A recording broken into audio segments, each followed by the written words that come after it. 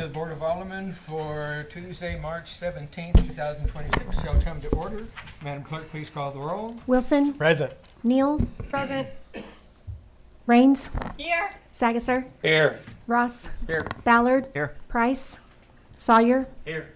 With 7 present, we have a quorum. Please stand for the Pledge of Allegiance.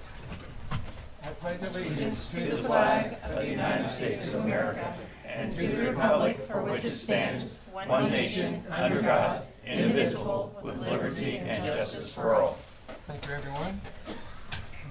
I'm entertaining a motion to adopt the agenda. So move. Second. All in favor, say aye. Aye. We've adopted the agenda. Mr. Lee, would you care to set the groundwork for item number 1 on our agenda, please, sir? Yes, Mr. Mayor. So I know that at least one member of the public is wanting to address a preliminary plat that came forward last Thursday to our Planning and Zoning Commission, and that resulted in a number of citizens that were concerned about the adoption or the acceptance of that preliminary plat, which ultimately would and could likely lead to a final plat. The purpose of that plat was in the course of a new construction project that the school district was taking on at the Early Childhood Learning Center.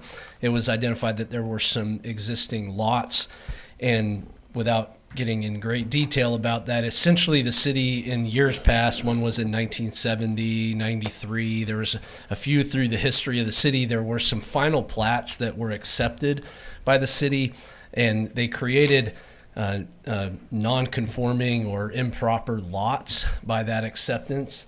I think maybe we're going to bring that up. That just shows the location of those. And so in the course of that construction, yeah, you're there. If you want to zoom in right there, Brennan, if you can show the lots layer, that would be the kind of critical one that will show. Just scroll down in that city data there. A little bit further down. Actually, keep going further down. It's going to be in that, yeah, right there, lots. There you go. So if you see these number of lots that are within that area, so those were accepted by the city in a final plat. We have processes set forth that should have prevented that going into a final plat stage without the infrastructure constructed. I'm not really trying to speak to what happened in 1970 and the 90s or anything like that, but that's just the fact that those were final platted without the proper infrastructure constructed to make them actual conforming lots. And then, of course, over the years, then the ownership of those has changed and is now in the possession of the school district. And the school district sought to extend that building. You can see the kind of Y-shaped or V-shaped building there that is the ECLC. And in that process, it was necessary that they consolidate a few lots. We recommended to them in their processes, because of hiring a surveyor and all of that, that they consolidate all of their lots within that, which would have brought would bring the entire parcel into conformity with the city's regulations and get rid of this mistake of the past, essentially. And so that was what was the initiation of the process. In that process, we send out notice and things like that. It did come to the attention of numerous property owners in the area, wanted to make their concerns known about that, and I think they'll be able to express some of that tonight. But one important element that was not known at that P&Z meeting, that some follow-up, obviously after the various concerns by the public, we sought to continue some follow-up on various areas. One of them was a question that Dusty had mentioned, and some others I think maybe had brought up, of whether the school district falls strictly under the city's the city's regulations as it relates to planning and zoning. And Don, I reached out to him, and then Don responded to me this afternoon, letting me know that there is case law that would support the reality that the school district does not strictly have to conform to our zoning regulations because they have the right for eminent domain and these types of things that gives them this brush. So there's not a direct statute, but seems like it's well established. Is that accurate, Don? It is. And so, excuse me, there are Missouri statutes in place and the Missouri Constitution that essentially allow for school districts the authority to condemn real property and to locate sites of schools, offices, playgrounds, or any other of their facilities at such places as they deem fit. And the Missouri case law has determined that if the school needs to place a facility somewhere and it's real estate related, they do not necessarily have to abide by the zoning regulations if it's part of their core function, which is education, obviously. So my opinion would be that although I don't think it's a bad idea to have the zoning cleared up, but at the end of the day, I don't think that anyone could prevent the school from building where it chooses under Missouri law. So with that understanding, and certainly if citizens still want to speak to that, recognize that, but with that understanding, I will continue to work with the school district and we'll bring back forward to the Planning and Zoning Commission a plat if they're would still, I think they want to work with us. They were agreeable. They may have had that information before or not. I don't know if they were aware of those, state statutes and case law. But in any case, that will come back to the Planning and Zoning Commission on April 9th. I did mention to the public at our last Planning and Zoning meeting, and I'll mention it again here, that the next time that this would actually come for decision. So I know there might be some conversation here from citizens tonight, but the next time that it would come for decision will be to the Planning and Zoning Commission on April 9th in this room, Thursday, April 9th at 6 p.m. But it would be my recommendation at that time that the Planning and Zoning Commission move forward with that, though I am working in conversations with the school district on potentially some sort of buffer there that may work well for what the citizens are desiring as well as what the school desires. I think the ultimate reality is that whether that was the decision of the school at this time and then later in the future they change their mind, we have this state statute and all and case law that it gives them that ability. So they are wanting to work with, and they were responsive to the citizens' concerns and things like that. So I think that sets the stage. I'll let those that are come to speak unless there's questions for me. Mr. Ross has asked to ask a question. I've got a couple questions. So one concern that I've heard is if the school is wanting to consolidate those lots behind the residences there on Linden and Hartford and Forest, clearly they have plans to do something with those lots as far as building goes. But what I'm hearing is it was kind of the city that was like, while you're doing this, maybe you should also do this and consolidate all of your 70 acres into 2 plots. And so it's not necessarily that they have something they want to do, and that's why they're consolidating. It was more of while you're doing this, why don't you go ahead and do that? Correct. That, like I described, the genesis of it was the ECLC building, but then as you see all of those lots on there, once you're hiring a surveyor to do that work and submit all that, it made the most sense. Of course, I know that generated concern, but from a procedural and from an administrative purpose for the city's sake, it was that was the reasoning. That doesn't mean they do or don't have any plans. Sure. They on that night they said that they didn't have any plans at this time, but like we just discussed, it could another change. question I had, Brent, could you pull up the floodplain, and does the floodplain run through? There's not a floodplain. There's not a there, floodplain. yeah. That's going to show like a Low area water. X. But go ahead, click that FEMA. Give it a second to load, and it'll bring up a So there's nothing. yeah. So Zone X area of mineral. That means there's no floodplain. Okay. There's no mapped floodplain. Is what that means. That doesn't mean there's not a drainage way or anything like that. It means there's no FEMA mapped floodplain in that area. Any other questions for Mr. Lee? Okay, thank you very much. Yes, sir. Obviously, there are citizens here who are affected by this and have desired to come before the board and speak their piece. A couple of ground rules that there are a few that have thank you very much, have filled out forms. And by policy, I think it's stated on the form, the person that is presenting this issue first will have a full 5 minutes.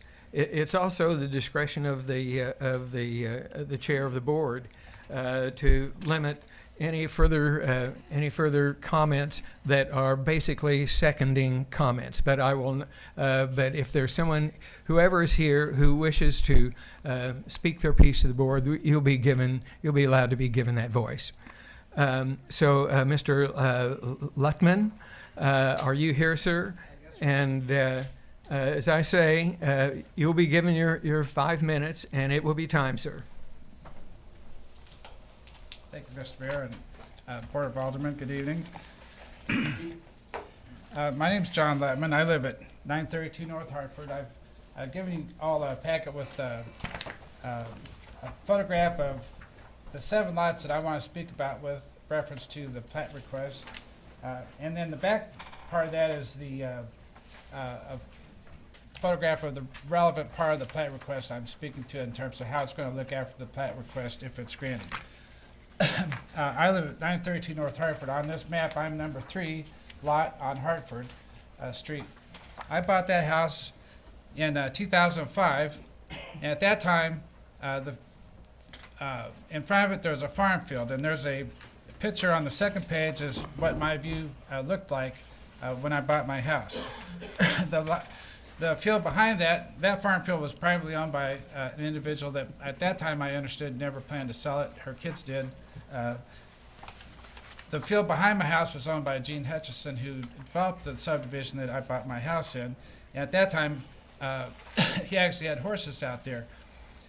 Hartford was a 2-lane road. It was basically the most ideal place I could have imagined to find in the city limits. It had a country field, fields in front, fields behind, nice 2-lane road. If you'll flip the picture one more, this is my current view. So since the time that I bought my house, the school purchased the field across from my home. The school's built, in the process of building a football field there. The city's put a 4-lane highway down in front of my house, paved over part of the front yard. And at the meeting last week, the planning and zoning meeting, there was quite a lot of people that came out because the notice that we received, which was required by law with reference to the school zoning request, as far as I know, is the first actual communication with people in the neighborhood about developments that are impacting our homes and enjoyment of our property. There was never any actual communication with reference to the football field, with reference to the highway, with reference to the paving over part of the front yard. I actually found out about that on my way to work when there was heavy equipment at the top of the hill by Division Street, and I stopped and asked the guy what they were doing. Now, I've talked with Kyle Lee. He wasn't involved at that time, but he told me that recently there was a city sidewalk project. He got out, went door to door, and talked to those people. He sent them a letter. That's the way it should happen. It didn't happen on Hartford. So I think Mr. Sagasser can confirm there was a substantial turnout of people from the neighborhood at the zoning meeting last week. And I think it's also fair to say, and he can confirm this, that there is a lot of frustration and anger about how development has taken place in the Hartford neighborhood in the past without any kind of concern, apparently, and communication with people in the neighborhood. So, with reference to the city's or the school's preliminary plat request, which the 7 lots that I'm speaking with, and I understand at this point the school's not bound by city planning and zoning. Their request is a courtesy. And so just want to know that I'm asking the city for the courtesy of denying that request, unless the school will do the courtesy of saying, hey, we aren't going to do stuff in this field that's going to ruin the rest of the view on Hartford. We aren't going to do stuff in this field without giving the people in the neighborhood some opportunity, some notice, some ability to have, as Dusty called it, a seat at the table about what goes on across our back fence. The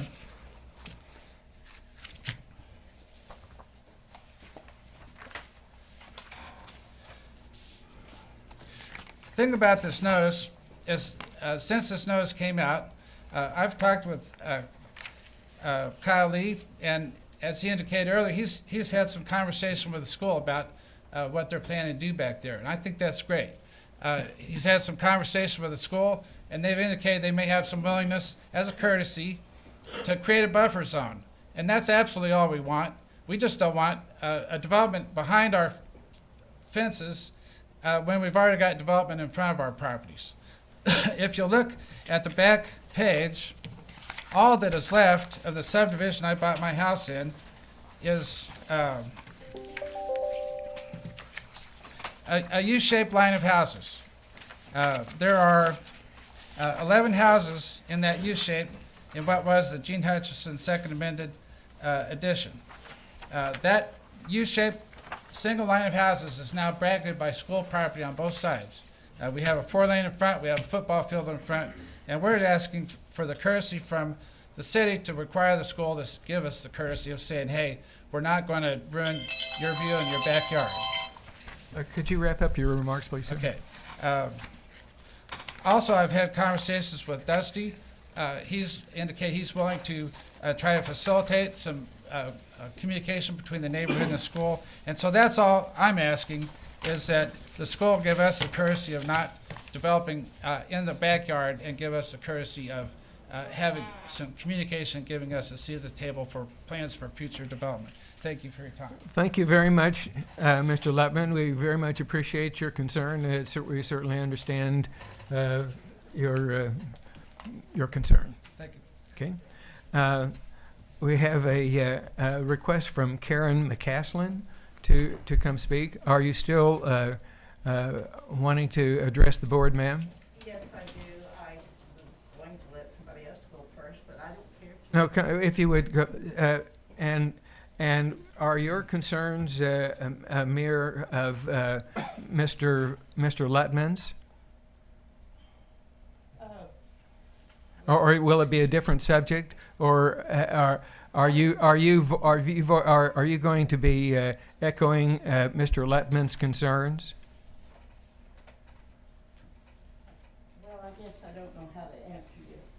I totally agree with what he said, but I don't know that to say yes or no would be either. Okay. It's necessary for you to step forward. I'm sorry, it's necessary for you to step forward and, I will take my mask off. okay, all right, thank you. And why don't you pull the microphone down to where you can be heard? It's broadcast, and we need for you to state your name and your address, please, ma'am. I'll go ahead and give you the full 5 minutes if you're if you have some embellishment to the discussion. For those of you who did not come to the Zoning and Planning Board a few nights ago, I guess it's telecast, and so maybe if you'd tune into that, you'd see a little bit more about how I feel. I have no reason to think that the school gives two hoots about me or my family. And actually what I just wanted to say tonight is that mine was filled out with how I feel. Very short, but to the point. I feel oppressed, and because of their intrusiveness. If you'll go back and look this planning and zoning tape, you'll see some of the things that I tried to bring out then, and of course I was told it was the wrong place. But I find this intrusive in what they're doing. I find it uncaring, ruthlessness, and I just don't think that's the way for anybody to operate, even if they don't have guidelines like you and I have got. And as for the planning and zoning, the other day, someone made the comment trying to say that, well, the city didn't maintain Hutchison Drive, which is the little strip of land on the east side of our house. Mm-hmm. The city of Bolivar has maintained Hutchison Drive for many years by city employees mowing it with city equipment. The city has maintained that. Now, I understand it's not blacktop, it's that it is grassy, but the city has maintained that. There's other places around town, even our ditches. when the city mows something, they're maintaining it. And I, as a homeowner, is expected to mow the grass in the ditch and et cetera. So the city has maintained it. This is a city that was on the original plat given to the city. And the other thing, I was going to make it short and sweet. I really wish you all go back and look at the zoning and planning the other night. I had a whole lot more to say than I got to say. But I'm asking for compassion to be shown to my neighbors and to my household concerning this. I think this is intrusive, and I think it's totally wrong. I am 1,050% against it, 250% against it. I am totally against it. The school has never shown us compassion. And I understand about eminent domain. The school now owns land all the way around me. They can make me promises, oh, we're not going to do anything with it today, but what will they do tomorrow? Things change. It always changes. And I don't see this as right on their part. I think it is without compassion towards the neighbors. And I tried to keep it short and sweet. Well, not really sweet, but anyway, I think it's wrong, totally wrong. Well, it's courageous of you to come forward and make a public statement like that. Thank you. Thank you. Oh, I did have thank you written down here at the bottom. Okay, yes. Well, that's very kind of you. Thank you so much. Mr. McCaslin, do you have any embellishments on this? I have a different subject. You have a different subject? Yes, I do. All right. I will allow you the 5 minutes then, sir. My name is Rick McCaslin. I live at 1320 East 4th Street. I appreciate the opportunity to speak. The subject I want to speak on is the traffic problem. I live there at 4th Street every morning, every evening that school is in session. My driveway is blocked. I can't get out of the driveway. And especially in the evenings, people come up, even at 2:30 in the afternoon, park on the street and sit there. So the next car comes up, it stops, it sits there. Now, I was told by a board member, a school board member, that the school sent out letters by the direction of Dr. Asbill in the years past, and I was under the impression that they still sent them out for all the parents to access the intermediate school off of D Highway. And if you go there and look, they come off of D, they come down, they all line up. Well, the cars that come in off of Hartford, down Forest Street, they pull up there to the end, they stop, and they expect those people that have done the right thing and line up like they're supposed to let them in. And so what I'm saying is I want the city to put a stop to that, because when those cars all line up, the people that want to go on by and go down to, say, the ECLC or the other north side of Leonard have to pass them on the left.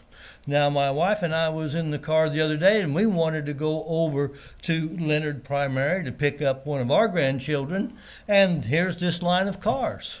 And there's people coming by on the left side of the street, and there's a FedEx truck coming the other way. It causes a traffic hazard. Now, according to the Missouri Driver's Manual that you can pick up at the License Bureau, in Chapter 3, it talks about passing is a dangerous thing, and that it creates a hazard when people drive and pass others. And so I'm saying that, in my opinion, that the city should put up a no left turn sign between the school hours that would stop those people from doing that. I think it's rude for them to come up there and expect somebody to let them in. If they went, and Dr. Asbell encouraged them to do this, to go down the street, if they come in on Forest, go on down, turn around, and get in line like they're supposed to. Now, none of us like for somebody to cut in front of us, and this is not a zipper-in situation. To me, they're blocking my drive, they're impeding traffic, and I think that's hazardous. Now, the next item is speeding. If you come in off of Hartford on the Forest, the first sign you see is 15 mile an hour between 7 a.m. and 4 p.m. when school is in session. If you go on down the street, there's another sign, 20 mile an hour when children are present. If you turn around and head west on Forest Street, there's another sign that says 20 mile an hour unless otherwise posted. Now, which is the speed limit on that street? And that's my concern. What's the speed limit? I would be confused by it. I'm sure other people are confused by it. And the thing is, they don't do 15 and they don't do 20. And so we have asked in days past for them to put a speed bump on Forest Street. Now, last year, Dr. Asbell had a speed bump on the drive that comes out of the intermediate school, and it slowed the people down coming out of the drive. I can't remember exactly the number of years ago, but a car came out of that drive and it had rained. He slid right across the street and wiped my mailbox out and high centered on my drive, or else I wouldn't have known who it was. So I do know that the people go too fast down through there. And the traffic overlaps one another. People come from the intermediate school, they want to go left. There's people that's coming from the west on Forest wanting to go on through. There's people that's coming from the probably the ECLC or Leonard, and they want to go west on Forest. And so we have this overlapping traffic all the time. And so my concern is that not only is it hazardous for other people, it's hazardous for me, and it's annoying. Every morning, every evening, you hear all the traffic. And there's even times that the parents get kind of carried away and the kids are out there walking around and they want to honk at all the kids. And so this is my frustration, and I think that it's very inconsiderate, not only of the drivers, but of the city not taking care of just what the traffic problem is. It's not the first time we have complained about the traffic problem. I've been out there to watch. I'm glad you have. I wish everybody would come out there and see the traffic problem. And they'd also see, I have 2 drives, and I have vehicles that can come out either drive. And so once those people get started backing up, you'll see 8, 10 cars back up, and then somebody in the back, they don't want to sit there. They don't want to merge in. They want to go on by. So now you got people leaving the intermediate school heading west on Forest, and you got people that want to go east on Forest, and you only got 2 lanes of road. Thank you for your time. Thank you, Mr. McCaslin. We greatly appreciate your courage to come speak to us. And no doubt that these concerns will be addressed, if not to everyone's satisfaction, but it will not be ignored. Thank you very much. Is there anyone else who wishes to speak on these subjects? Go ahead, please. Come ahead. My name's Eddie England. I live at 1310 East Forest. On the one hand, though I appreciate Kyle's hard sell on the lots not being conformant or not being in line. In 1971, they were in line. They were conformant. I'm sorry, I didn't have you give your name and address, please, sir. I'm sorry. I did. Oh, you did? I was trying to. Last name's England. I'm sorry. First name's Mister. I beg your pardon. Okay. But Okay, you can start all over again. with Kyle, though I appreciate his hard sell on the lots not being conformant, excuse me, in 1971 they were. In 1993 they were conformant. Just because they're not conformant to today's laws, if you put shrubs in front of your house in 1971, it was conformant to the rules and regulations or city ordinance.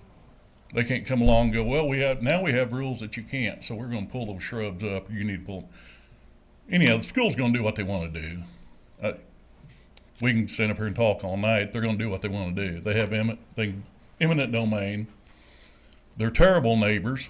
We deal with lights every night. anybody can go over and turn the lights on the tennis court, and it stays on for an hour. I was over at 8:30. Nobody on the court. Lights were on. Anybody can go over and push the button and turn the timer on. You know, it's just silly. But, you know, anyhow, the school paid $100,000 for that 6 or 7 acres behind our houses. So they have plans for that land. Yeah, they gave $10 through this foundation, but it cost them $100,000. I know what they had to pay for it. So Yes, sir. they're planning to do something, and they're going to do it. But anyhow, they're terrible neighbors. The school's terrible neighbors. They don't care about the speeders. We've discussed it. We've talked to her blue in the face. We're supposed to put a speed table up. 2 years ago, we had the approval to put a speed bump up. Mayor Warwick didn't do it. He chose not to. It wasn't important to him. If it was your driveway that's getting blocked every day, or your driveway, or your street that they were driving 40 miles an hour down, you would be concerned. Things would get changed. It's not. It's not your driveway. It's not your street. It's not your street. So we're going to do something. You do nothing. I don't mean to be rude, but you do nothing. Nothing ever happens. We put 15-mile speed zones up. Nobody cares. Nobody's going to drive 15 miles an hour. That's not an attainable goal.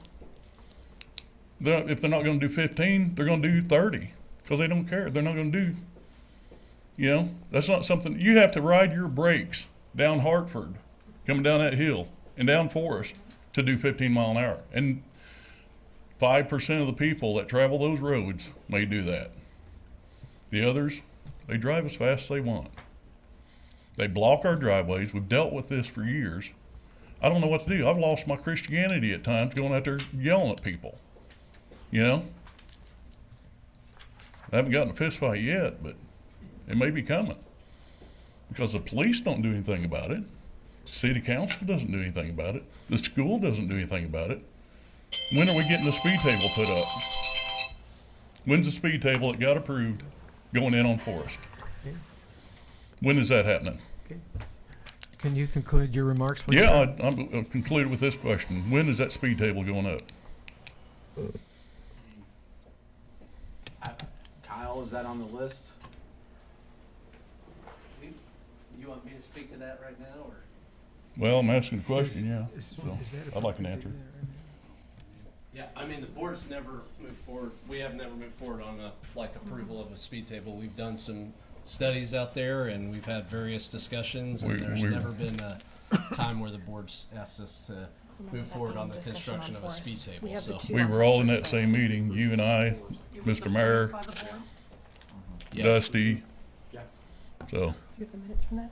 That was like 2 years ago, yeah. Okay. I'm sure it was.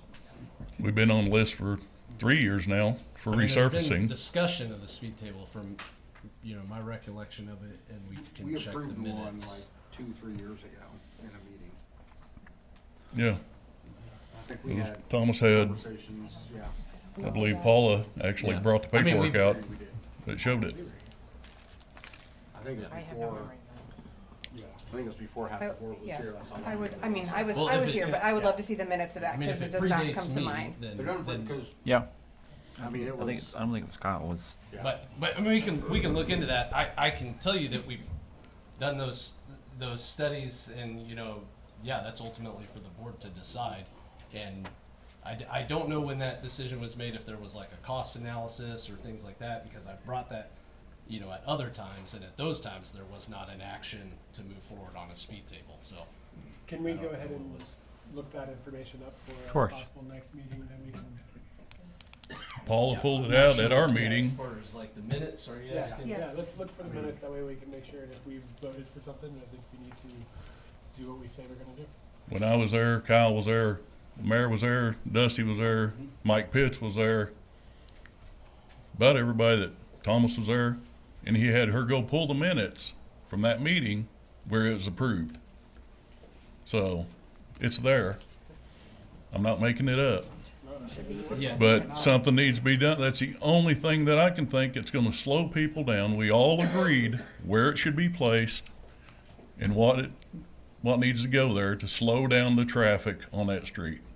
I think there's a consensus here too that's important that we move forward with this to at least find out what actually has happened and what we need to do to move forward. Can you Thank you. also look at the, because we get a traffic study on the sign on Hartford. Can you pull to see what traffic is doing recently? We did, and I've shared that with Mr. England as Yeah. well. I mean, I have a student at the intermediate school, and so I take Hartford and I drive painfully slow, and I ride my brakes down the hill Yeah, every it's day. no And, fun. and I do it every day too. And if you like, to me, it's almost comical watching how slowly all the cars are going. I'm curious. I mean, I can only like, this is just my perception. Right. I can't tell how fast other cars are going. I just feel like it's comically slow when I watch them. But I would be curious to see what that sign is pulling, and Yes, I mean, I could be wrong about the previous approval. My recollection of all those conversations, including the conversations with all of us, was there was more assessment needed. We've done more assessment. It did not show the peak speed levels that were the concern previously. So my understanding from the board was that moving forward on a speed table, I mean, if the board wants to move forward on a speed table, we could do that. The cost is probably $15,000 to $20,000. That can be expended by the city and can be done. But there was previous conversation about looking into that further and whether or not it was warranted. So I don't know about the timing of if there had been approval. My understanding was those conversations proceeded, then we acquired some radar signs, we did that work, we supplied that information, and then after that, there was not a take action to construct a speed table. So I'm not trying to rewrite what was done Right. before, I'm just trying to say that that conversation has certainly been part of this discussion, and action to build a speed table wasn't given after those items were presented, so. also, do you, Mr. England, since you're up here, I frequently see PD sitting there on Hartford. Do you feel that their presence there improves things at all? I've seen them pull people over as well, Well, maybe on Hartford, not on Forest. not on Forest. There's no way they can patrol Forest. I mean, it's 150 yards Right, long. it's very small. It gets so congested. You know, sometimes they can go down, they'll park in the chat area right beside or right behind the ball field. I've seen them there. How many times? You know, come on. If you're never there, then people don't care. They're not. If you're not showing a presence, people are going to drive as fast as they want. It's not going west on Forest during the school hours because they're going uphill. People are leaving. It gets congested. It's bumper to bumper. So when they turn off of Hartford east onto Forest and they're going downhill, it's like a race. They think it's private school property. That's the way they treat it, like it's school property, and it's a city street. I thought it was like 20 feet from the street to the children walking. If your child is at the intermediate and ever gets in trouble and has to walk the circle there, they're like 14 and a half feet from the street. And you got fools driving 40 and 45 mile an hour. I'll guarantee you. You're welcome to sit in my driveway any day that you want to and just sit and watch these people come down the street, go east on Forest. You know, it's not there's only, 14.2%. There's only once in a while. This is all the time. This is every day. I got to where I just stay in the house most of the time because I don't want to deal with it, because I get frustrated. You know, if I'm outside, I see it. And that's why I come to a meeting and go, enough's enough. What are we going to do? Wait till a kid gets killed? Wait till some children run over because some idiot is texting and doing 40 mile an hour and lose control, or somebody's high? Everybody's high nowadays. It's legal, So, I mean, is that what it's going to take for a child to get hurt or killed before we do something? Is it possible to conclude your remarks, Mr. Yeah, absolutely. I'm done. Okay, thank you. Thank you. Appreciate it. Yeah, we appreciate your coming in and expressing your concerns. We don't have any other people signed up to speak, but I'm willing to let someone speak if they wish to have a moment to embellish. If not, we'll move on to the next agenda item. Mr. Schrader, can you come talk to us about, oh, is he here? There he is. About plans for our park. Yes, we have Kara here and Carson, and they're going to share some information about some floating wetlands and some shoreline plantings at Dunnigan possibility, Okay. partnering with them. So we have Kara and Carson. Okay, thank you. Yeah, thank you for having us here tonight. My name's Kara Tweed. I'm a fisheries biologist with the Missouri Department of Conservation, and with me is Carson Reese. He's one of our fisheries technicians. Carson met with Todd about a month ago, I believe, looking at the pond here at Dunnigan Park. You just have to let him know. Sorry. Okay, next slide. Dunnigan Park, you have a pond there that's about 2.3 acres. It has a lot of wildlife and waterfowl. With that comes a lot of animal waste, which creates nutrient issues, which creates algae and poor water quality. It's also a lot of urban watershed.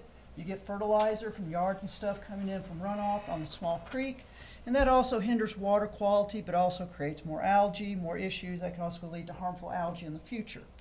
And it has limited habitat, and it's a high public use area. So there's some ways that we have in our toolbox to improve the lake and the pond so it's more aesthetically pleasing, better water quality.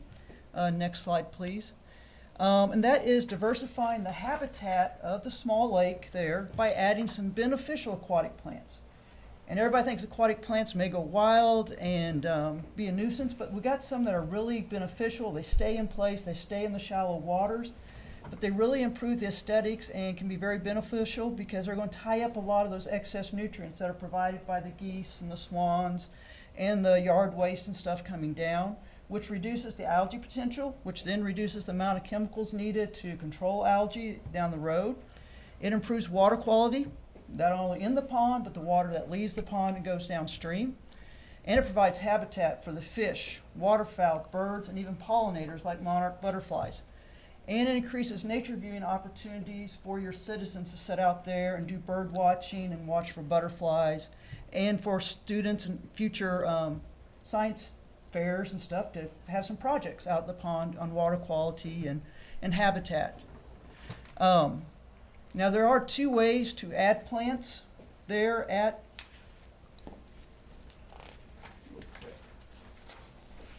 Dunnigan Park. We have shoreline plantings and floating wetlands.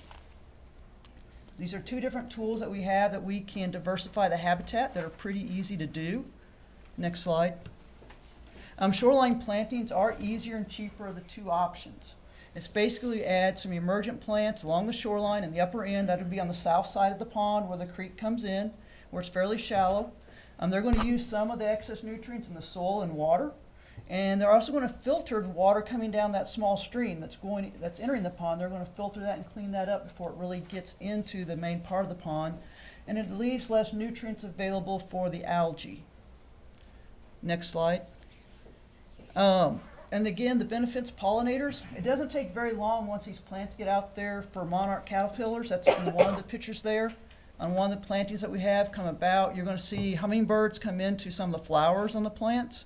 And then you're going to have the fish be getting into the roots and underneath the stems that are in the water. So it's habitat for young fish out at the pond. The photos here are some plantings we did about a year ago in McDaniel Lake, north of Springfield. It has a lot of nutrients, and it didn't take those small plants about this big to jump to about 4 feet tall because of the amount of nutrients they were able to use in that. And these are similar plantings there, types of plants we would be recommending. But these only stay in about a foot and a half of water. They're not going to go out over the entire pond. They're going to stay right close to the shoreline because they don't like to be very deep. But they're going to have some flowering, and they're going to also, again, use those nutrients. Next slide. The other option is floating wetlands. This is a concept that's been around for years. It's basically an artificial structure that houses plants on the surface of the water, and underneath the surface of that structure, the roots go down, and they're actually pulling the nutrients directly out of the water. So they're really more efficient on a floating wetland because they're pulling it out of the water. Again, reduces the potential for phytoplankton and algae blooms. The water gets really green.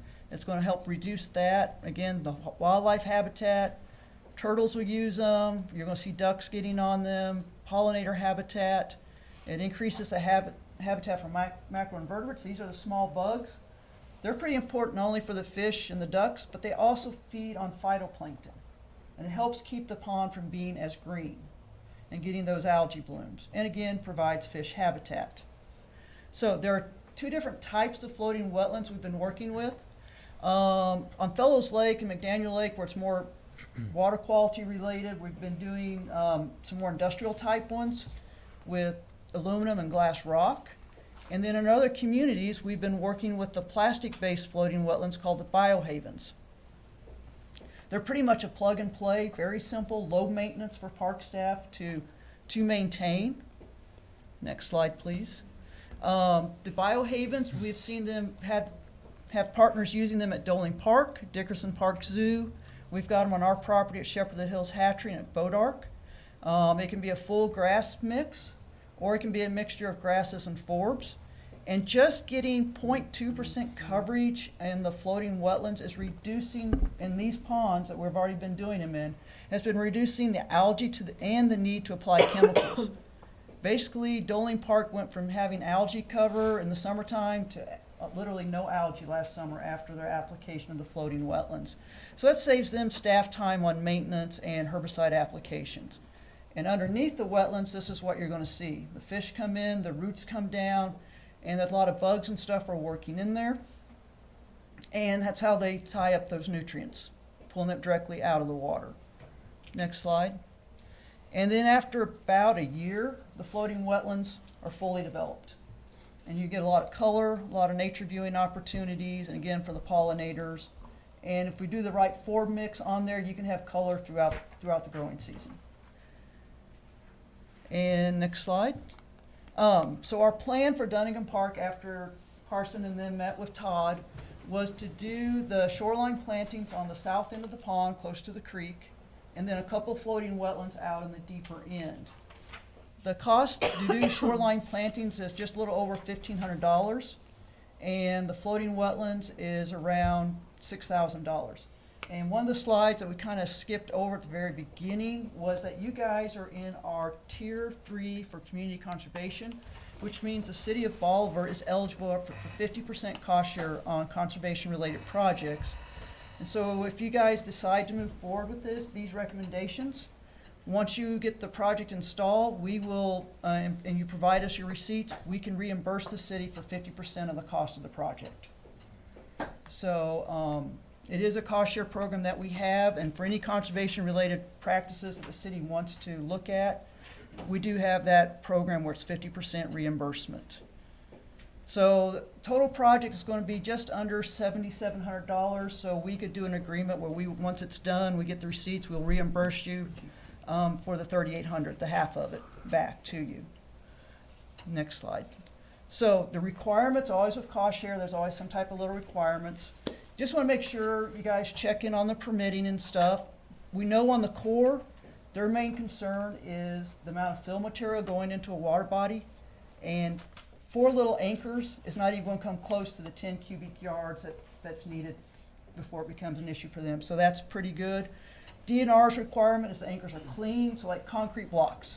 That's clean fill, that is fine to use. That's what we've been using with the zoo, is clean concrete blocks, anchor them up to the wetlands, and that'll hold them in place. And then the other thing is to make sure you guys don't have a local ordinances on your waterways that there would be an issue.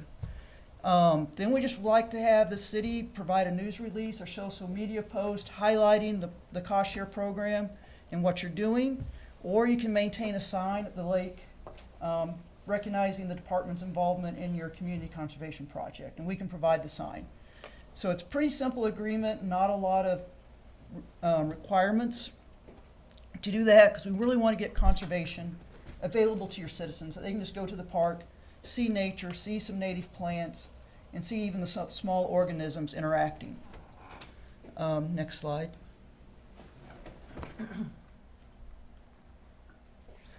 So, comes to maintenance. That's another big thing. What is it going to be long-term down the road?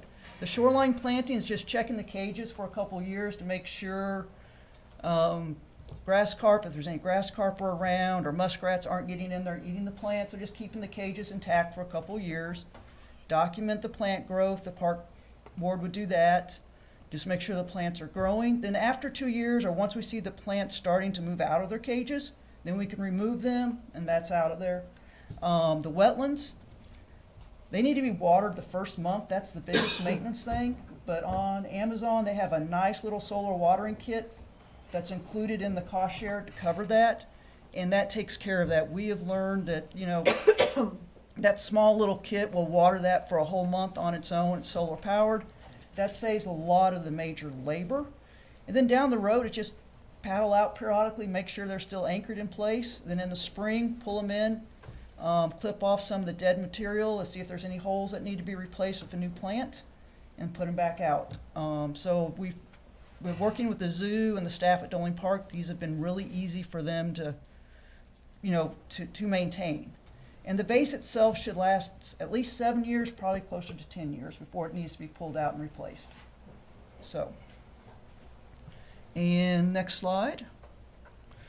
Now, by doing the wetlands and the shoreline plants, it also is going to provide some other community partnership potentials there. Southwest Baptist University, their education department and their science department are always looking for ways to get their students out, to get some real-world educational experiences working with the plants. They might be able to help maintain some of the wetlands as part of the class projects, getting them tied in. It's kind of that stewardship, getting those students involved in community stewardship, conservation stewardship as part of their educational experience.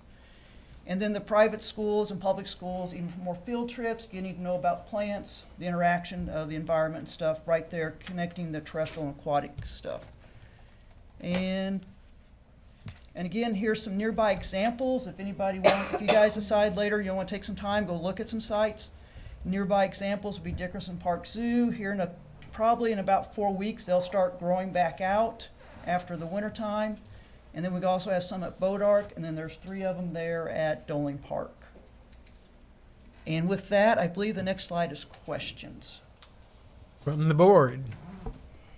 Questions, comments? Is there anything bad someone can think about this? I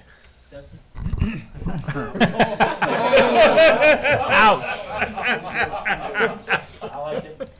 Floating parcels. We've got swans, and they often try to nest on the shoreline. We have to fence around them, keep people away from them. Things. Have you had any luck with wildlife using those as habitat as well? We have had that experience. There is some fencing we usually recommend to go up around them.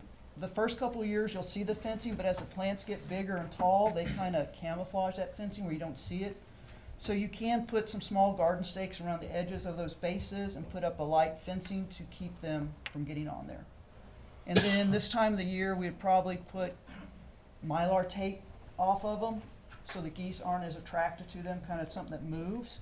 And then as we get out of nesting season, that tape can come off. What if we wanted the swans to use them as habitat? It depends on how much grazing they're going to do. So if you leave them open, they'll probably get up there on them and nest, and they'll be away from everybody else. But it just depends. Have to kind of figure out how much grazing the swans would do, because Canada geese will sit there around their nest and they'll just do a mow line, Yeah. and stuff, and that can be hard on the plants. So. Questions and comments? Mr. Mayor? Go ahead, please. I was just wondering if you had any feedback from your parks staff about the proposal, since I know you oversee the whole department, but then there's people underneath you who work in the Yes, park more regularly. Actually, Rhett met with us also. Okay, awesome. Yeah, so he's really excited about the opportunity.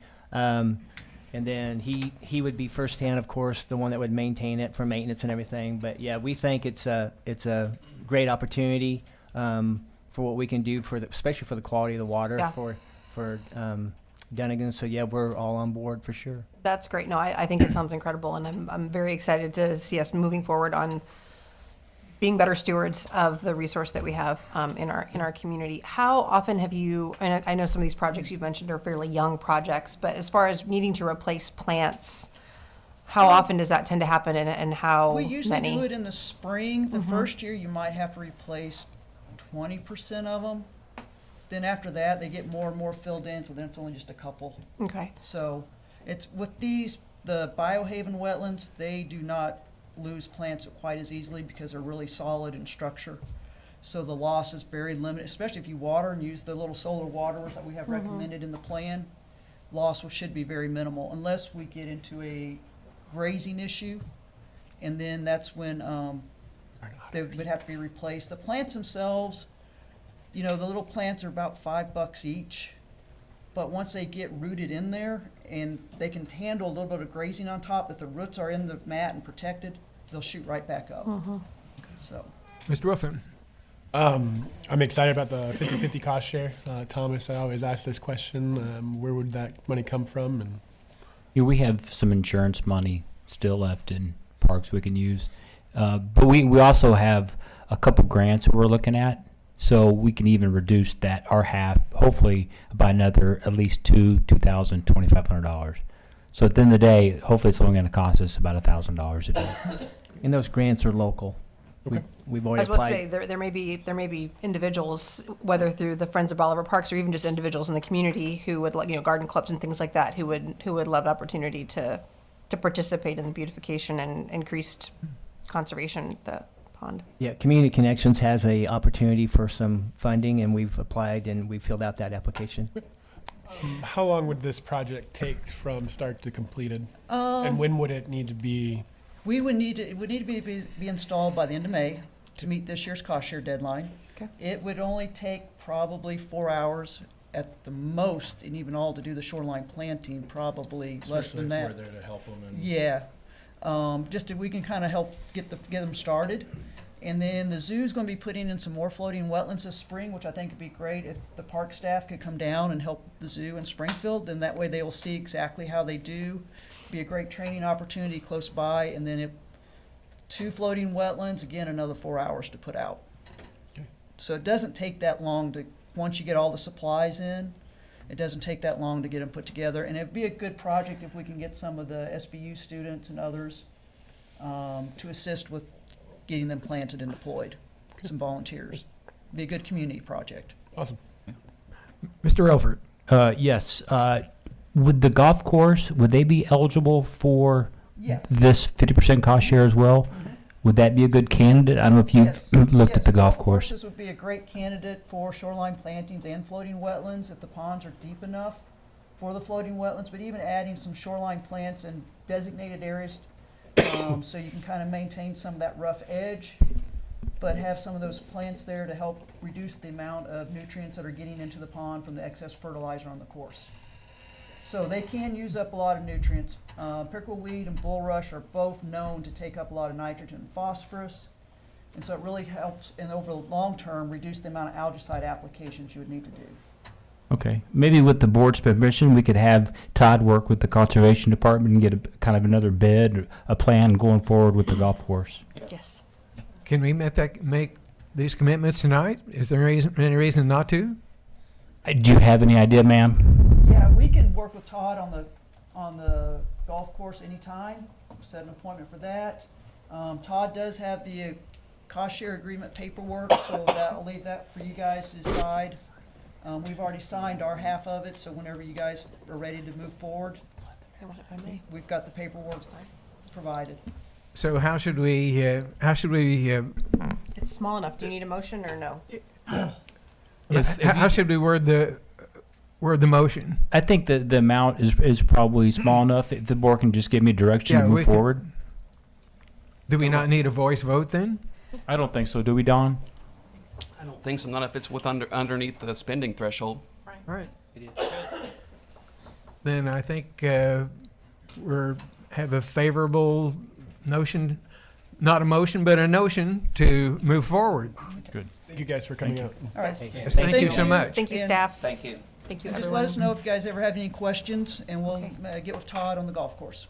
Great. Thank you so much. Great news. Thank you. Thank you. Mr. Lee, could you give our community development annual report, please?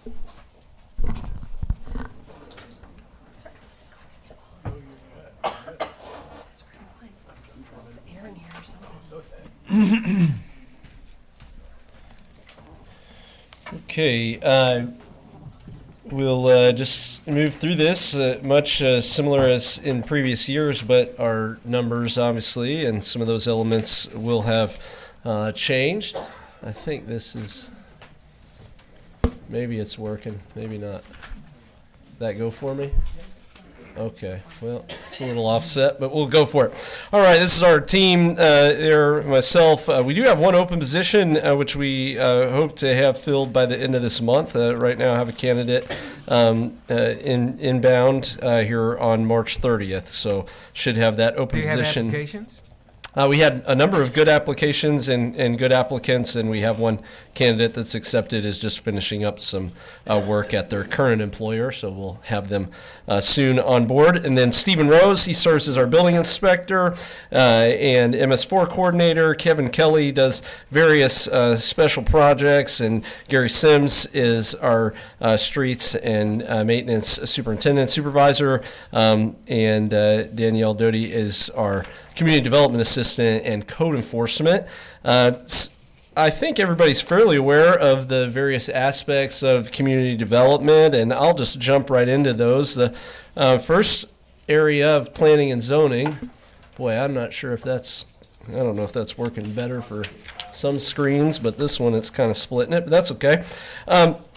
This is, we've just done over various years. We've tracked our detailed planning and zoning applications, boundary changes, lot consolidations, preliminary plats, final plats, lot splits, and zoning changes, and those are reflected there. You can see that 2025 is, we're seeing a little bit of a return both in this and in our building department, a return probably to our 2021,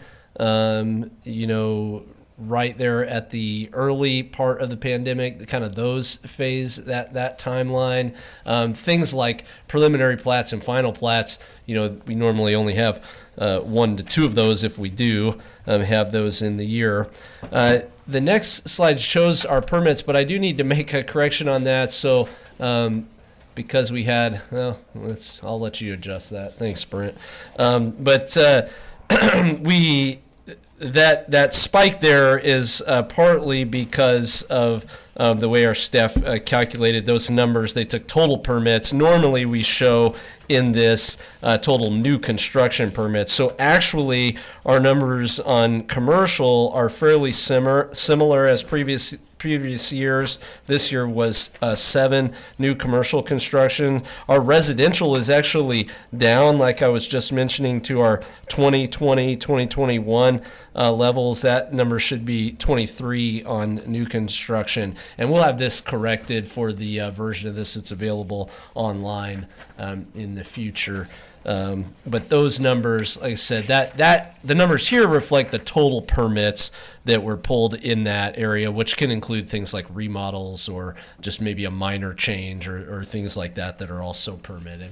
Another aspect is our MS4, our stormwater. We're responsible for checking outflows and supplying annual inspections, as well as working with developers and contractors on new construction for stormwater processes and those discharges. That continues to move forward. We bring you various stormwater projects, and are aware that right now the most important kind of on the stormwater side that we're dealing with right now is various repairs in and around the water and locust area and things. I've brought that to your attention, and we'll be working on those, hopefully even some tomorrow. We'll be doing some repair work there. Another aspect, of course, is our building inspections, and I'm just moving quickly through this, but be happy to answer any questions. I know a lot of this is just being able to see the numbers and stuff at the end of the year, but our building inspections cover everything from start to finish. Of course, this has been a really big year for us in building inspections, especially in the commercial side as it relates to, the end of last year and then this year, 2026, has been a big year as it relates to CMH and the new construction of the hospital tower. We've spent a lot of time in that building, and it is nearing completion to turnover. We really are moving pretty quickly through those final inspections at this point. Our code enforcement. So Code enforcement, of course, is one that can get various levels of attention at various times. You'll see there our total violations in 25 were 692, and 31 of those were moved on to the phase of court, and that court percentage works out to be 4.5%. You're aware probably that we did change that process a little bit, and that will help us streamline that. So it'll be interesting to see in 26 how that compares, but we are now issuing a citation directly from our code enforcement and shortening the time window. It's the same process, same amount of notice given to property owners, but it shortens the time window of when it goes from the recheck and if there's still a violation present to being able to come up on the docket for the municipal court there. So we're happy about moving that forward, but that just began right here at the end of 2025 and beginning of 2026. These are some quick before and afters, and again, I know this report's available. You guys have had a chance to see it, and we'll make it available online.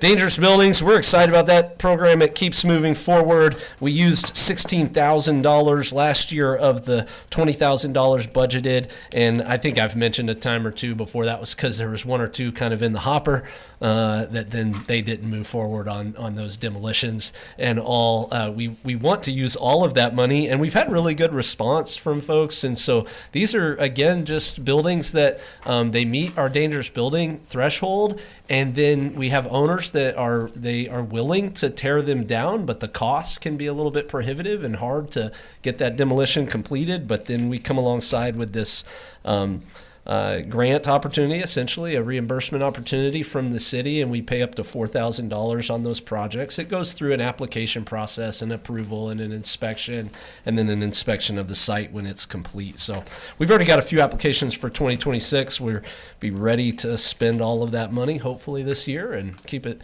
moving forward. Grant writing, of course, is one of our important elements within community development. We continue to see both some success and of course a lot of effort being put into that. Right now, you can see just by the numbers there, we've had about $3.5 million since 2023 brought in through these various grants that have, and I'll mention some of those here in just a moment. We have about $14 million and $14.5 million out there pending. The vast majority of that is in our build grant, so that's a little like in the 11 plus million. Then we have our land and water conservation fund grant also out pending. So those are the ones that are pending. Some of the ones that I will just note that were denied, we've had very good success. I give much credit to our staff, and Kevin Kelly is one that is very instrumental in that process.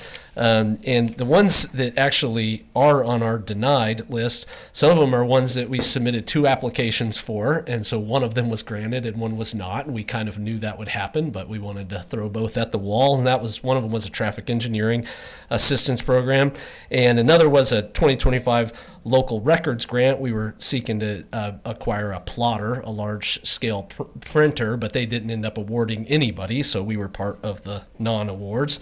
And then the other of the 3 that we've been denied was our recreational trails grant. That was another one that we submitted 2 applications for, and we were approved on one and didn't receive the other. So we continue to have good success, but we also are applying for some grants that are even more competitive, but some that I think are of note, and it's just important for, I think, the community to know this and to have this information. But we have our recreation center solar panels. That's nearing completion. I'm sure people have a question about that and all, but I do expect still this month for that project to wrap. I was just having some communications with the solar folks today, and they expect to get coordinated with us for one final shutdown of power on the rec center and then get that converted. They're waiting on their boring company and all to finish that. The panels are almost all up and installed. And then some other projects that are inbound is our Dunnigan Trail paving grant, and that's one that the Parks Department started, and we've worked alongside of them, and we're trying to get that moved through the environmental phase. It's almost there. We're probably going to have a little bit of delay because of tree work that's necessary, but that still looks good to come in and be completed this this year. The town branch park, we are moving forward in a process. We haven't been granted final approval there yet, but we are moving ahead in that, and so that's good news. The build grant, of course, we hope to hear from that in June. That's what they've said is their announcement time. That's a very significant one. The Albany project, it's nearing total completion. It's, I would say, 99.9% there on completion there. And then some of these others that we have mentioned and brought before the board in the past. So I'll let you just summarize or see those. Our streets and maintenance crew, busy at work all the time, various projects. That continues. One of the most significant events of that department is our citywide cleanup, and so I have some numbers here from 2025 and even just a comparison to 2024. We hauled more trash, but fewer stops, so that's just how it goes sometimes, and that was all of the stops that were necessary to cover the area, and those dump fees, they're associated. We had roughly the same amount of brush loads and all, but that's of course a big event in town for us to get. You think of 216,000 pounds of trash that left our community in about, I think that was about 6 days worth of that last year. So 6.5, 7 days, depending on weather issues there. The last couple slides here, just a reminder of street improvements. This is what was done in 2025. You're aware we brought up a summary of that in the past, but just as a reminder, these are the overlay streets, and we'll be bringing, hopefully in the near future, our plan for the 2026 project. We're working on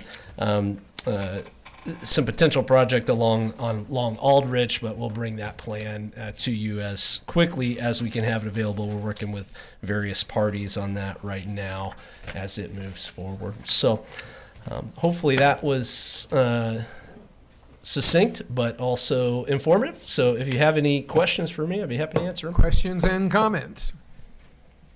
I take it that we are allowed to cut down dead trees at the park where we were not, while No. we were, not yet. No, we are still in a environmental review phase and Okay. approval. We're not completely through that. Unfortunately, we're likely to finish that environmental review right about the time that the trees are then in a protected state because of the potential of bats and the bat habitat. So that's really? just the way the clock ticks for us. But yeah, it's very likely we will see Do you a think that delay. there are some trees that present danger? We've addressed that, Mr. The Mayor. ones that present imminent danger, we've addressed that, and we've documented that as we've needed to comply with all the rules and everything. But as far as ability know to when we freely were- do that work, We're that is kind of limited. getting the primer downstairs about what to do and what to say and what not to do. Don't touch a tree. We are complying fully with the environmental regulations of but, the grant. I would but say. you still see dead trees that are marked, and I didn't know, Yeah. what the status of that's going to be. Yeah, once you get federal funds attached to a project, you need to comply completely with those environmental processes, and we're doing that. It does make things take longer. That's the reality, Yeah. and that's part of receiving those federal funds. But Further we comments will and comply. questions? I will entertain a motion to approve the community development annual report. So moved. Further discussion? Seeing none, those in favor say aye. Aye. Those opposed, no. The ayes have it. We have approved the community development annual report. I am entertaining a motion for the first reading of bill number 2026-21. First reading. Second. Counselor? This is bill number 2026-21, ordinance number 4128, an ordinance authorizing an agreement with the Flemington Special Road District for the sale by the city of used equipment. Mr. Relford, could you enlighten us, please, or bring us up to date? I think we've discussed this. Yes, sir. We've discussed this matter. This is just formalizing the sale of a used piece of equipment to the Flemington Special Road District at the price that the board agreed to, $8,000. Further questions and comments? Second reading. Second reading. Seeing none,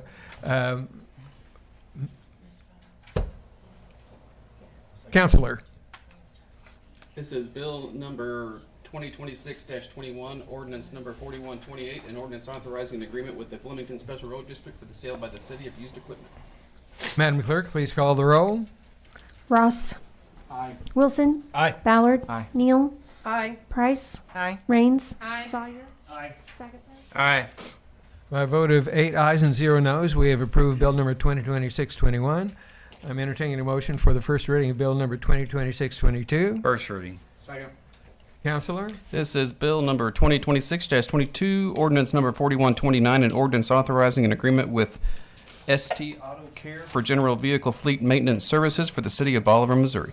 I think we have talked about this. Mr. Relford, could you just Yes, sir. It's Bring us up to agreement date. with a mechanic in town with established prices for certain procedures for the car. I know we have since then hired a mechanic, so this is just an as-needed basis. Okay. But when we do need it, we have a company we can go to, and we have prices that are guaranteed. Okay, questions and comments? Seeing none, I will entertain a motion for the second reading of bill number 2026-22. Second reading. Second. And a second, Counselor? This is bill number 2026-22, ordinance number 4129, an ordinance authorizing an agreement with ST Auto Care for general vehicle fleet maintenance services for the city of Bolivar, Missouri. Madam Clerk, please call the roll. Rains. Aye. Wilson. Aye. Price. Aye. Ross. Aye. Neal. Aye. Sagacor. Aye. Ballard. Aye. Sawyer. By a vote of 8 ayes and 0 noes, we have approved bill number 2026-22.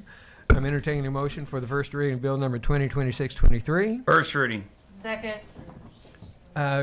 Counselor? This is bill number 2026-23, ordinance number 4130, an ordinance authorizing the purchase of equipment and materials from Bus Andrews Truck Equipment Incorporated for the purchase of commercial snow plows and salt spreaders for the city of Bolivar, Missouri.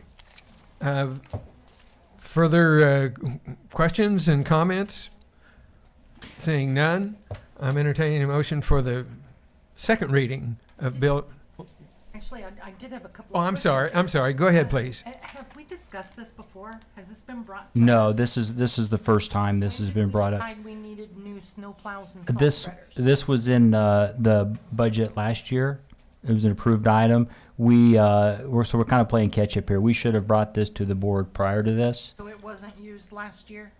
No, we just received the equipment 2 weeks ago. Yeah, so we're playing catch up with the paperwork, but this was approved in the budget for 2025, and it was put on order. We wanted to get it here before the snow season, and obviously we didn't make that happen. But now we have the paperwork we need to get approved. And the money is in the budget for this? 2025. Questions? Further comments? Further questions and comments? And this was a state bid, right? So this was the a price guaranteed through a state bid. You sure? Any questions or comments? No, Tricia did a great job asking the questions that I would have. Well, I thought so, but I didn't know. Second reading is what I would You make the were, motion for. okay. Second. Entertaining a motion for the second reading of bill number 2026-23. I believe Alderman Price I made a seconded motion it. for and a I- second reading. All right, very good. Counselor? Bill number 2026-23, ordinance number 4130, an ordinance authorizing the purchase of equipment and materials from Bus Andrews Truck Equipment Incorporated for the purchase of commercial snow plows and salt spreaders for the city of Bolivar, Missouri. Madam Clerk, please call the roll. Wilson. Aye. Neal. Aye. Price. Aye. Sawyer. Ballard. Aye. Ross. Aye. Rains. Aye. Sagacor. Aye. By a vote of 8 ayes and 0 noes, we have approved bill number 2026-23.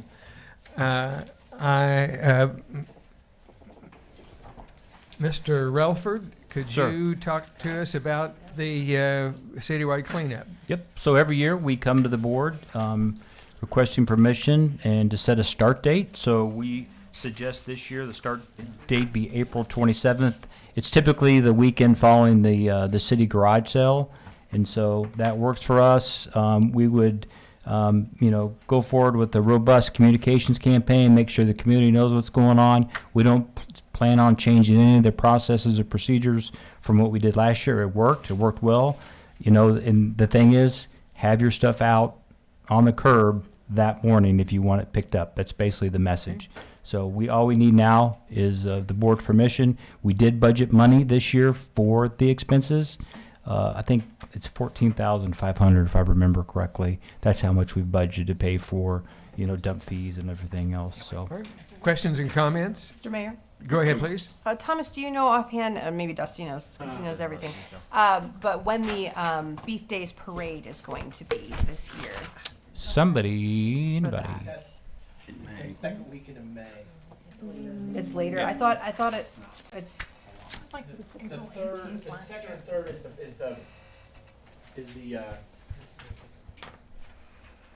festival. The second. The second is the Street festival. fair? Yeah. The parade's the ninth. The 9th is the parade. So I know in the past, when there's been a concern about those events taking place fairly close together, there's been an effort to prioritize the parade route. If there's any concern about it not all being done ahead of the parade, but to prioritize the parade route, I assume staff would be keeping that in mind as well, that we've got that event coming.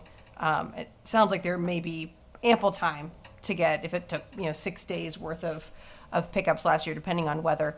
But I just wanted to mention that we do have that, we're trapped between Beef Days and the citywide garage sale, so we don't really have a lot of flexibility, but if we can protect that parade route as much as we can and the main thoroughfares where visitors might be passing, I think that would be a benefit to that event. We will do that. Further comments and questions? If not, I'm entertaining a motion for the approval of citywide pickup to begin on April the 27th of this year. So moved. Second. Those in favor say aye. Aye. The ayes, all opposed say no. The ayes have it. We've approved the citywide pickup on April 27th of this year. I'm entertaining a motion for the engineering section. Oh, well, Mr. Lee, would you want to give us some information about the engineering selection for a tap? Yes. So we have, as you're aware, we have been working through various TAP grants and projects, and that's Transportation Alternatives Program through MoDOT. And we were approved for phase 1 and phase 2.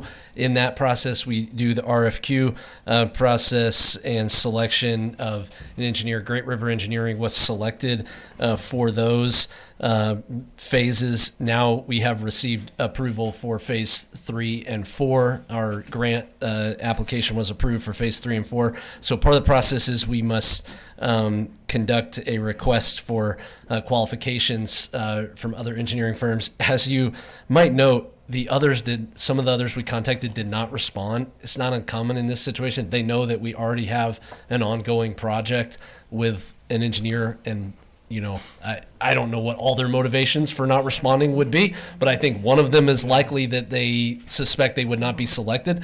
But that's what happened. We didn't get responses from those that we contacted, and our recommendation would be Great River anyway in the case, because they are this project is one cohesive project. We're trying to bid it as one cohesive project. It makes sense to have one engineer, not to change partway through. So that's our recommendation. Questions or comments? Seeing none, I am entertaining a motion for the approval of the engineering section for a TAP for phases 3 and 4. So moved. Second. All in favor say aye. Aye. All opposed, no. The ayes have it. We've approved the engineering selection for the TAP phase 3 and 4. Mr. Relford, would you want to talk about the fan out at the? Yeah, and it's hard to believe, but we have another piece of equipment at the pool that's failing that needs to be replaced. This is under the $10,000 threshold, but because it is pretty close, and it just kind of. It's always good to let the board know kind of what we're spending out there, because things do get expensive. But in the course of fixing some other things, it's come to our attention that we have this variable fan display that's failing, and we got some quotes from some individuals. Only 2 were able to actually do the work and provided quotes for us. we suggest that we go with U.S. Engineering. They have a pretty good handle on everything that we do out there, and we've been pretty happy with their service. So, you know, it's not like we want to do this, but it's one of those things. If it doesn't go next week, it'll probably go 2 months from now, right in the middle of the season. So we just need to bite the bullet and go ahead and get it fixed. Further comments and questions? If not, then I'm entertaining a motion for the approval of pool van variable frequency drive specialized unit From U.S. Engineering, please. from U.S. Engineering. So moved. Second. Second? Do you have a second? Second. Okay. Those in favor say aye. Aye. And opposed, no. The ayes have it. We have approved the pool van variable frequency for the engineering firm. Thomas, do you have an idea when they would get that in? Like if we would be waiting for a long time for the replacement, or how long it would be? They told me it was a pretty quick turnaround on that. So if I notify them tomorrow, we'd probably have it maybe installed in the next 2 to 3 weeks. So be ready for the potentially for the pool season. is Should the- be, the yes. goal. Okay, because I know sometimes when we're dealing with some of those parts, there can be a Yeah, long lead time we on checked some of on that, and it's pretty short. Yep. Thank and you. they just open first day of swimming is? Open swim for our members is the last Monday of this month. I think it's the 30th, 31st. And then, of course, the first weekend in May is when we open up to the public for weekends. And then as soon as school's out, the very next day we'll be open to the public. Yep. Okay. Anything else? Thank you. Okay, thank you. All right, I'm entertaining a motion for approval of Baker. Mr. Relford, could you kind of enlighten us here? So I think the board might remember in January we had an attorney from Gilmore and Bell come talk to us about financing options, and they suggested some of these actual companies that do this, and Don and Kyle and myself had a chance to meet with some advisors from Baker Tilly. I know Ms. Neal brought up a question when we were talking about it, like what would it actually cost, a taxpayer if we did assess a property tax. And so this is a type of the company that can provide that information. But it comes at a cost, right? And I don't think at this point, we really don't know, how we're proceeding. There's still a lot of things in play. We got some grants that we've applied to that might come through. I think we got some stuff maybe at the state that's hopefully might work in our favor. But we did have this conversation with them. They provided this engagement letter. I just wanted to present this to the board for their review to see if that's something that they want to entertain, maybe now, maybe in the future. I don't think at this point, I don't think we're really ready to make those decisions. But I think what this does, it gives us an idea what the cost is to do one of these bond issuance. It's you can see what the price per hour is for these advisors. It's not a cheap date. So I think it's something that we need to consider before we move forward.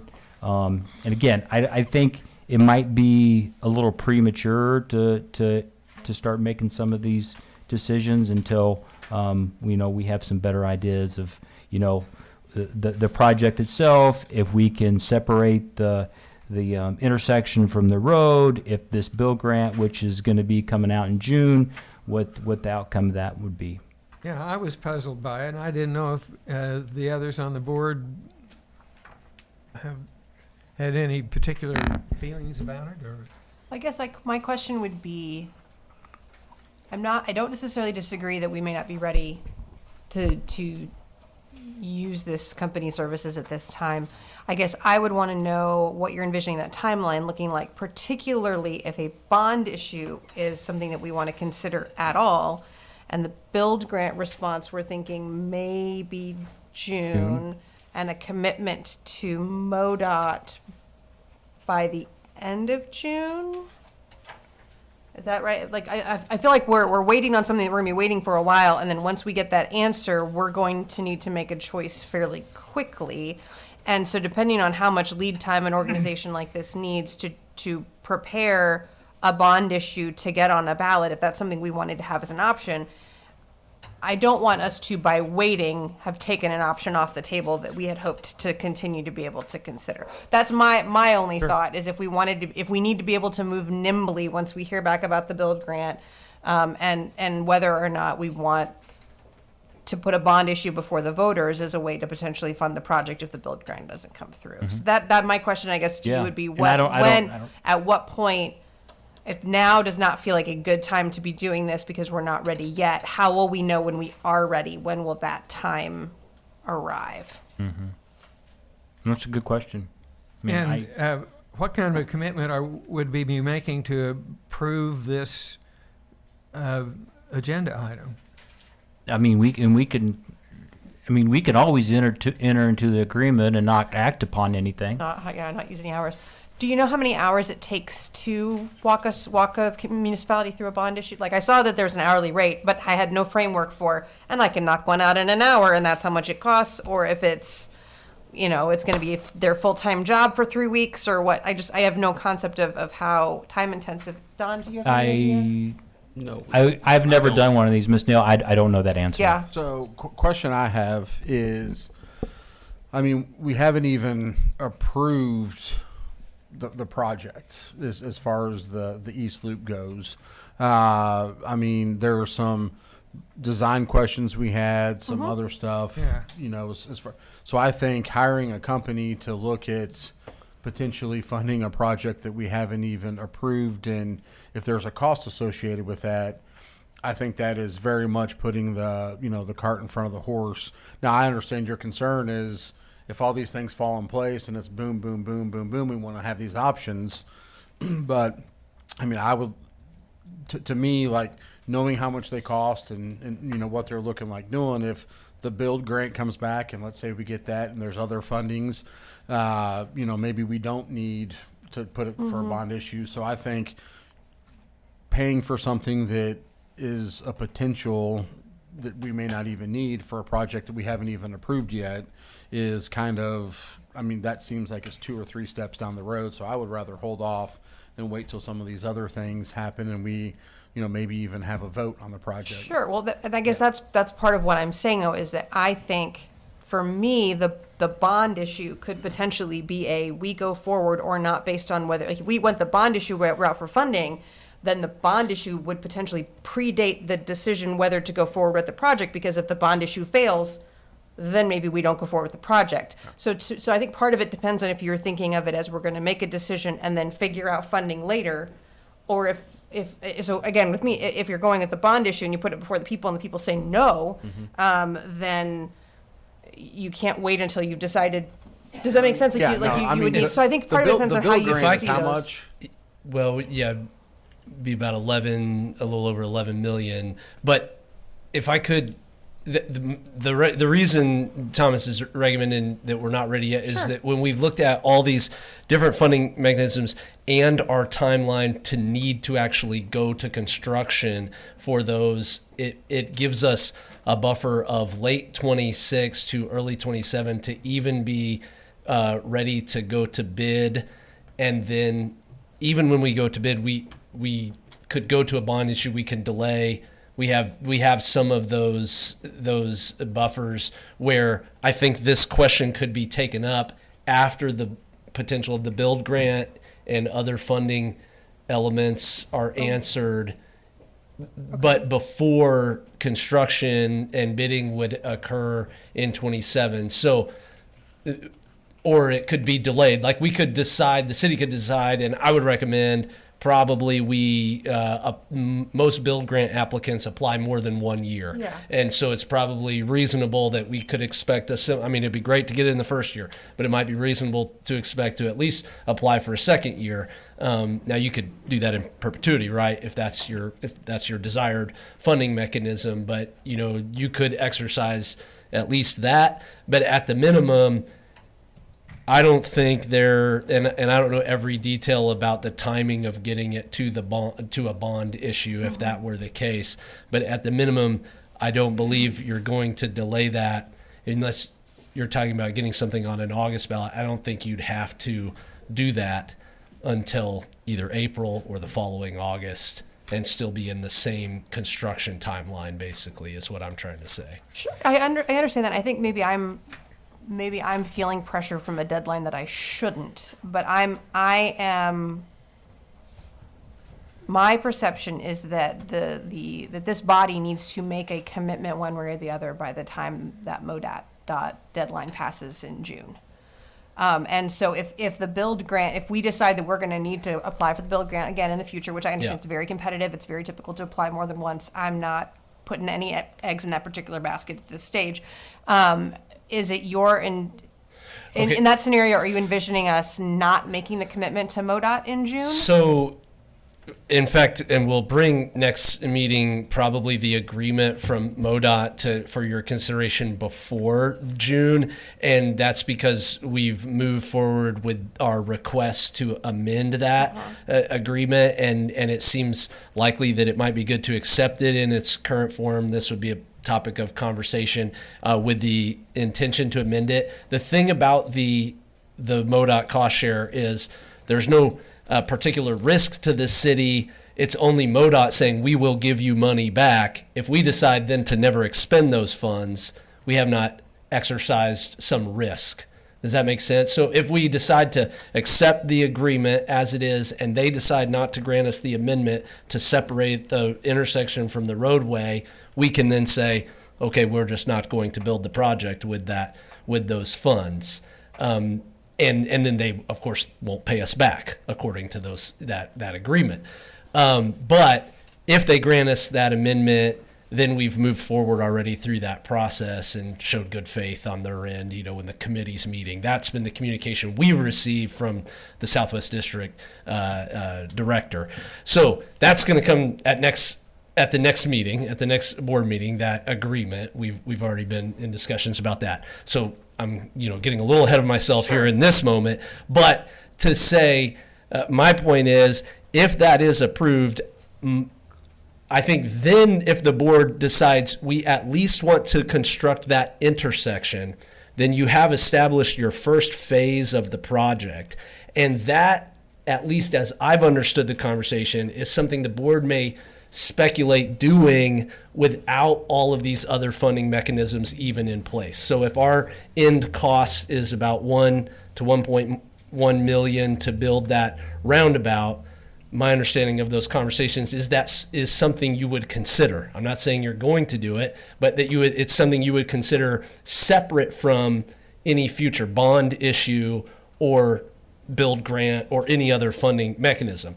And so then we've established that first phase. We can move forward in that, and that is where we're not slowed in that construction timeline, is what I was trying to say, is then you still have time to then in the fall or winter of 26, 27, go back to this group and say, we didn't get the build grant. We would like to pursue this question of the bond, or just the question to them. You'd like to ask that of them. And then we know that we didn't expend that cost, unnecessarily as it related to the first application of the build grant. You still may decide at that time never to expend that cost.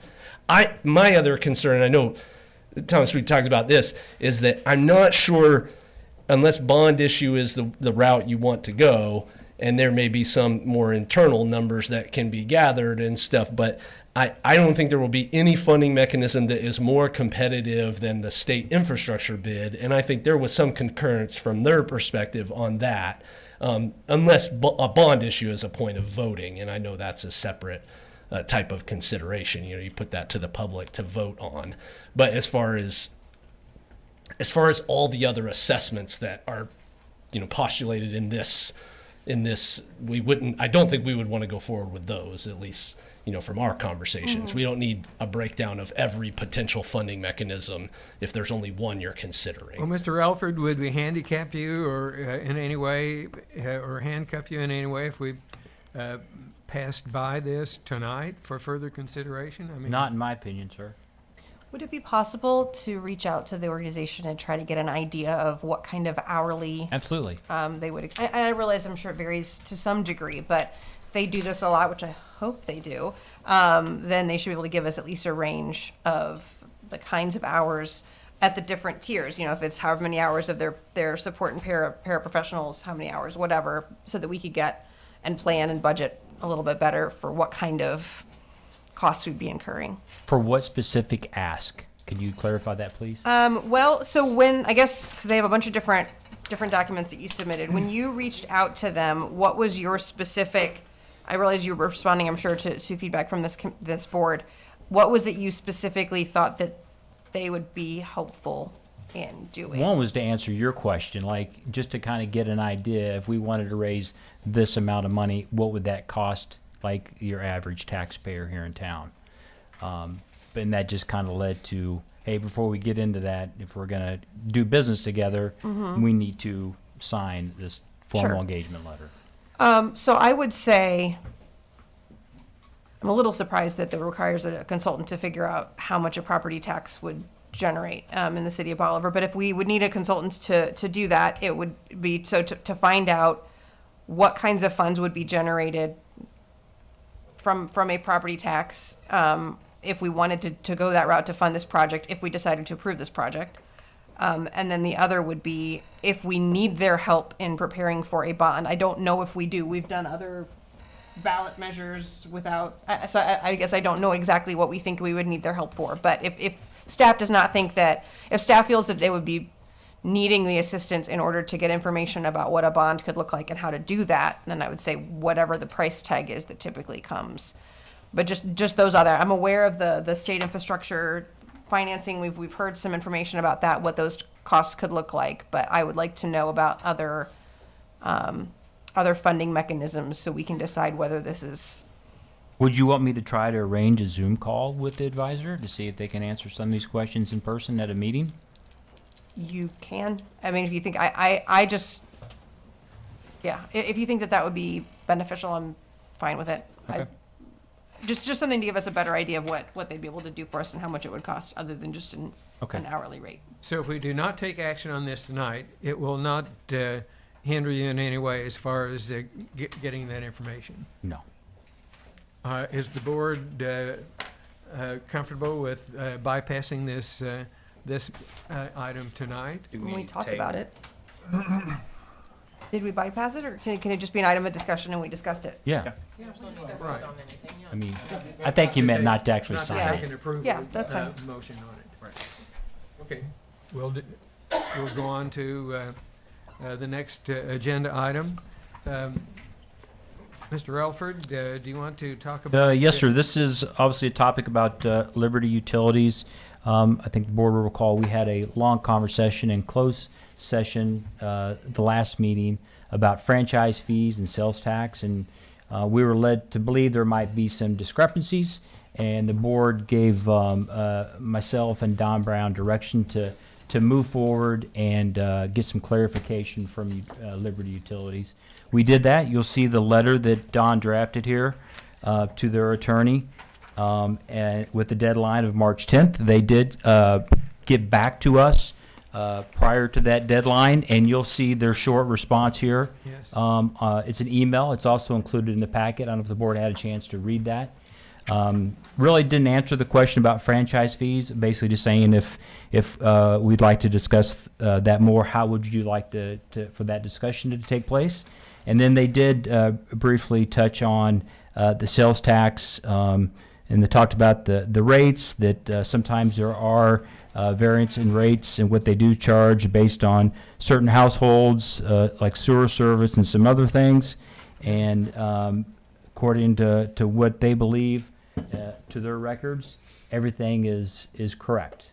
So that's what we got. That's the response. So I know the board members probably would like some more clarification on some of these, and I think that's the topic that the board should talk about now and give us further direction. Questions and comment, Mr. Ross. So what I would like to do is I would like to invite the Liberty executives who have been here a time or two to come to our next meeting, and we can have that conversation in person about their thoughts and our thoughts and see if we can't get it figured out. We'll provide the tissues. Do you feel like that is the best setting to move forward on this issue? Yes, I do. Do you feel like past conversations in this setting have been productive? I think if we ask them to come with certain documentations. I mean, realistically, my opinion, my opinion on Liberty is I don't think anything's been productive. But, we ask questions. Of course, they didn't answer like they normally don't. But inviting them in to have a conversation with them, I think, would be the next logical step. Is there an action that the board needs to take tonight, or are we just, is there an action that the board needs to take tonight? I guess what is, I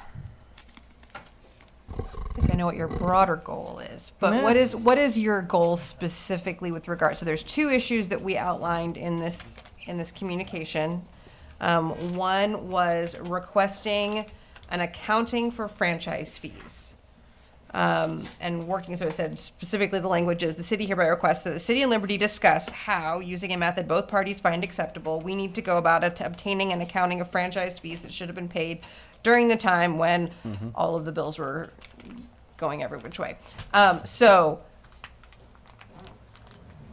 then the second question was the sales tax issues.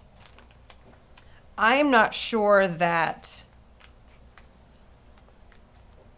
I guess I don't see why it wouldn't make sense to have Don and Thomas deal with the Liberty executives and say, what we want to do is talk about what is this accounting going to look like?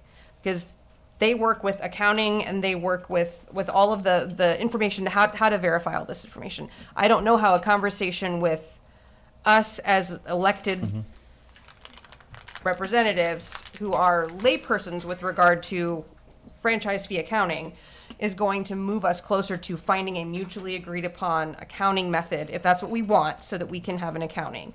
That seems to me like a conversation, at least what I'm envisioning in my mind, seems like a perfectly fine conversation for Don and Thomas and Liberty, and nobody has to manage their public image in part of that conversation. It can just take place quietly. I mean, I think that was what the letter was intended for, like, hey, we have these questions. They responded back with, oh, if you have questions, like, we could answer them. And that was their answer, and wasn't really an answer. So I would like, again, with anything, I know I have several questions. I'm assuming other board members have some questions that I would like them to answer. So I think we should extend the invitation to have them come. I think the Thomas and Don Engel was the letter that we prepared for them. And, their response was, something to the extent of, let's get together and, if we want to talk about it and see. So that's my thing is, let's get together and talk about it and see. So. Well, I guess I interpret, and I am loath to extend the benefit of the doubt to Liberty after all that we've gone through. But Yeah, if we say we would like to discuss how to go about obtaining an accounting of this, and the response is essentially, do you have something specific in mind, or can we get a date on the calendar? To me, that is not necessarily crossed over into deliberate delay and avoid and all that. To me, that is. But I don't know that it's productive for that conversation to involve 9 of us plus staff in discussing what that method is and what would be, like, I feel like that's a private discussion that can happen with council, and then they can come to us and say, this is the proposal that everyone's on board with. Are we okay with it? And if we think, no, that's not a good enough accounting, so then we can say that. But it seems like it's more likely to be productive in that setting. Similarly, with the sales tax issue, if we said, hey, what do you think the sales tax issue? The response is, we think the sales tax issue is the same thing that you say it is, and here's why you might see some differences if someone's in or out of the city. And let us know if there are specific bills that you want. I don't know what you would plan to ask them, other than to say, well, here's a bill that doesn't match that. And they're not gonna answer you on the fly, because they're not gonna have that bill. And then there's be questions about how much they should answer you if it's a private bill from someone who's not you. So I don't know if that's something where we, again, prepare a packet and say, here's a list of bills that have been voluntarily surrendered to the city. Can you explain these correct them? I mean, my stance is I would request them to come to our next meeting, and if we have questions, we can ask them. If you disagree with that, I'm not saying you're wrong. I'm not saying I'm right. That's just my personal opinion, and that's what I would like to see happen. Sure. Can you give me an idea of what kind of questions that you're anticipating asking?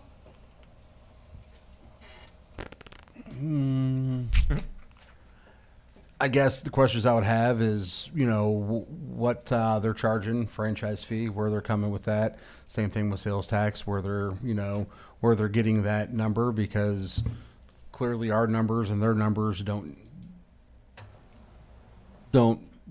jive, I guess is a good term for it. And so that's the questions that I would, and I'm sure there are some follow-up questions to that, but yeah. So, I mean, it's no different than we invited them,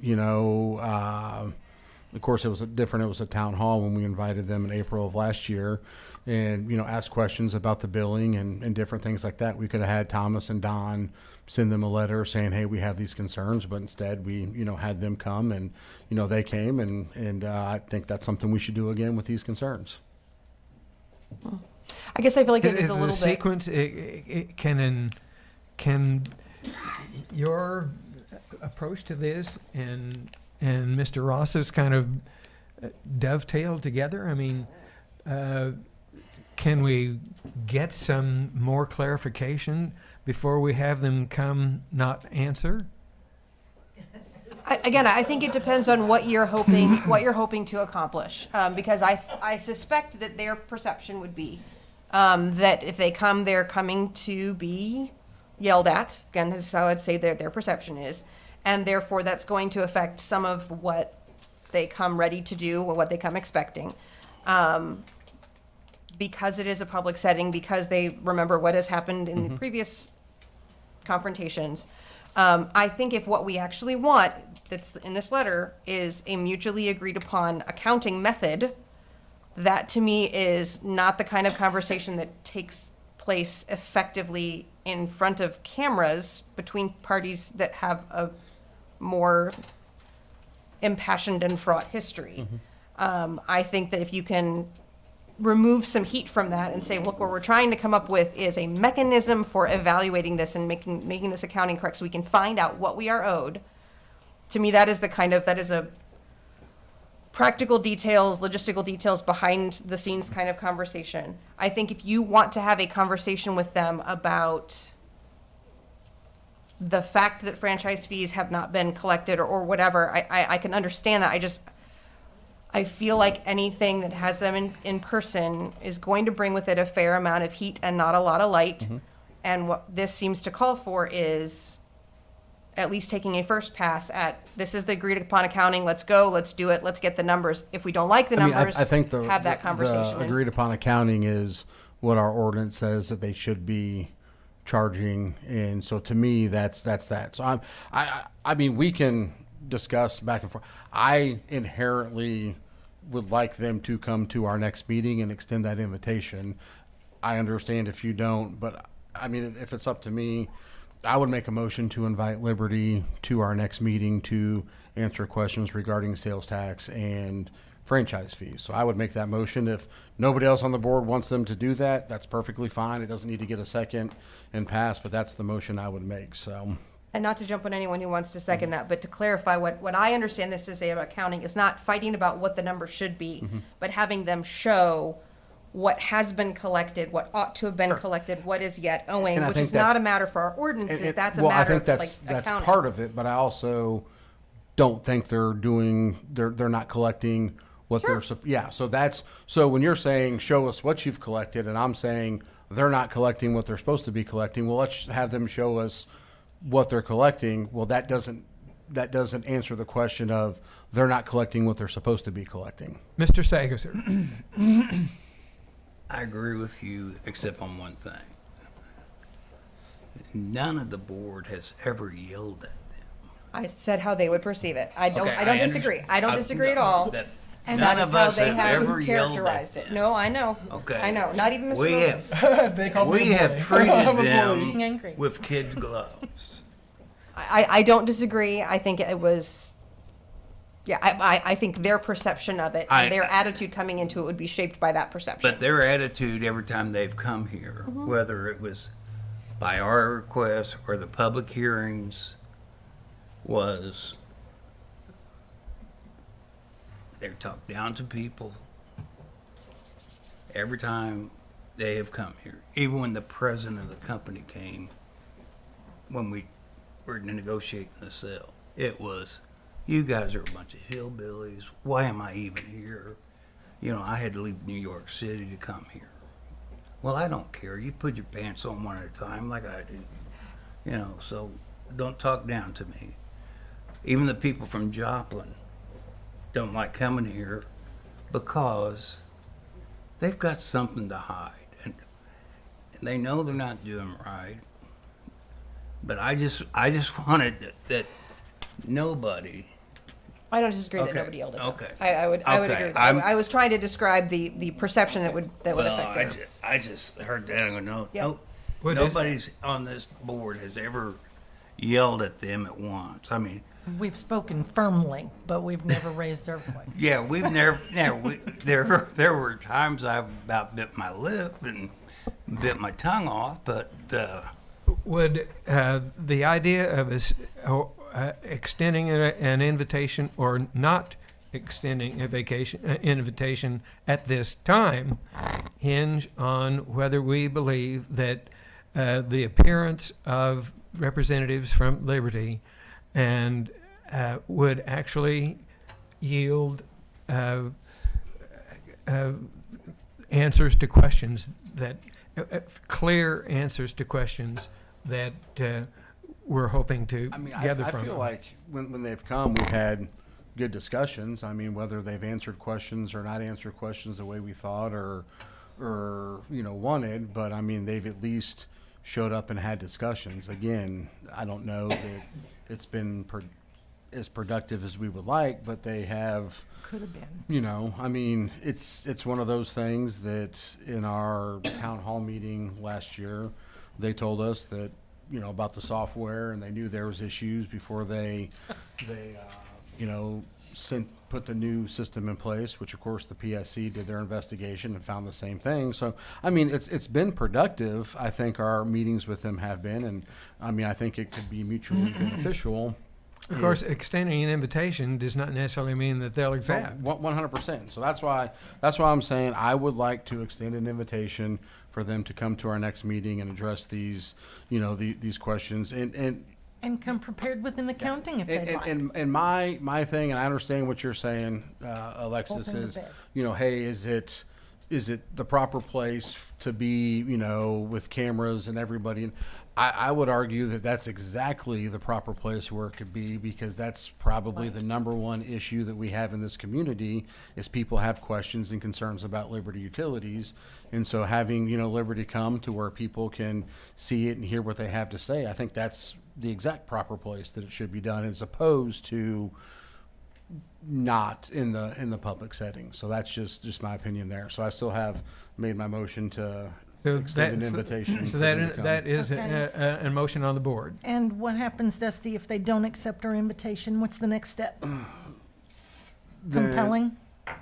Well, I mean, I think There is an avenue. for my compelling. thing is, we have never extended an invitation with Liberty that they haven't come. So we can say, I don't think they're going to show up, but let's extend it and see if they show up. So, Or did they not say no once or twice before they But- finally came? It was and scheduled. said That- him? that it was was a scheduling issue, and they eventually came. Thank So I you. mean, that's one thing. Thank One thing I can say is when we've requested them, they've been here. So. that was scheduling because some of them were on vacation. So. Is it the general consensus that we would like to extend the invitation? It's not my consensus. I agree with you that a lot of these discussions, I want the public to have an opportunity to ask them questions and hear from them. I don't think what is the specific accounting mechanism that we will use to evaluate our books and to see how much I don't feel like those discussions are the kinds of discussions that people are interested in, and I don't believe like those are the best kind of discussions to have in an open forum. I think we could certainly say we would like you at the end of this, we would like you to present your findings And we would like those findings, like we would like to make sure that Don and Thomas have had an opportunity to say, yes, we're satisfied that this accounting was followed on the rules we agreed on, and then come and present it and then accept questions from the public about that. I think that would be fine.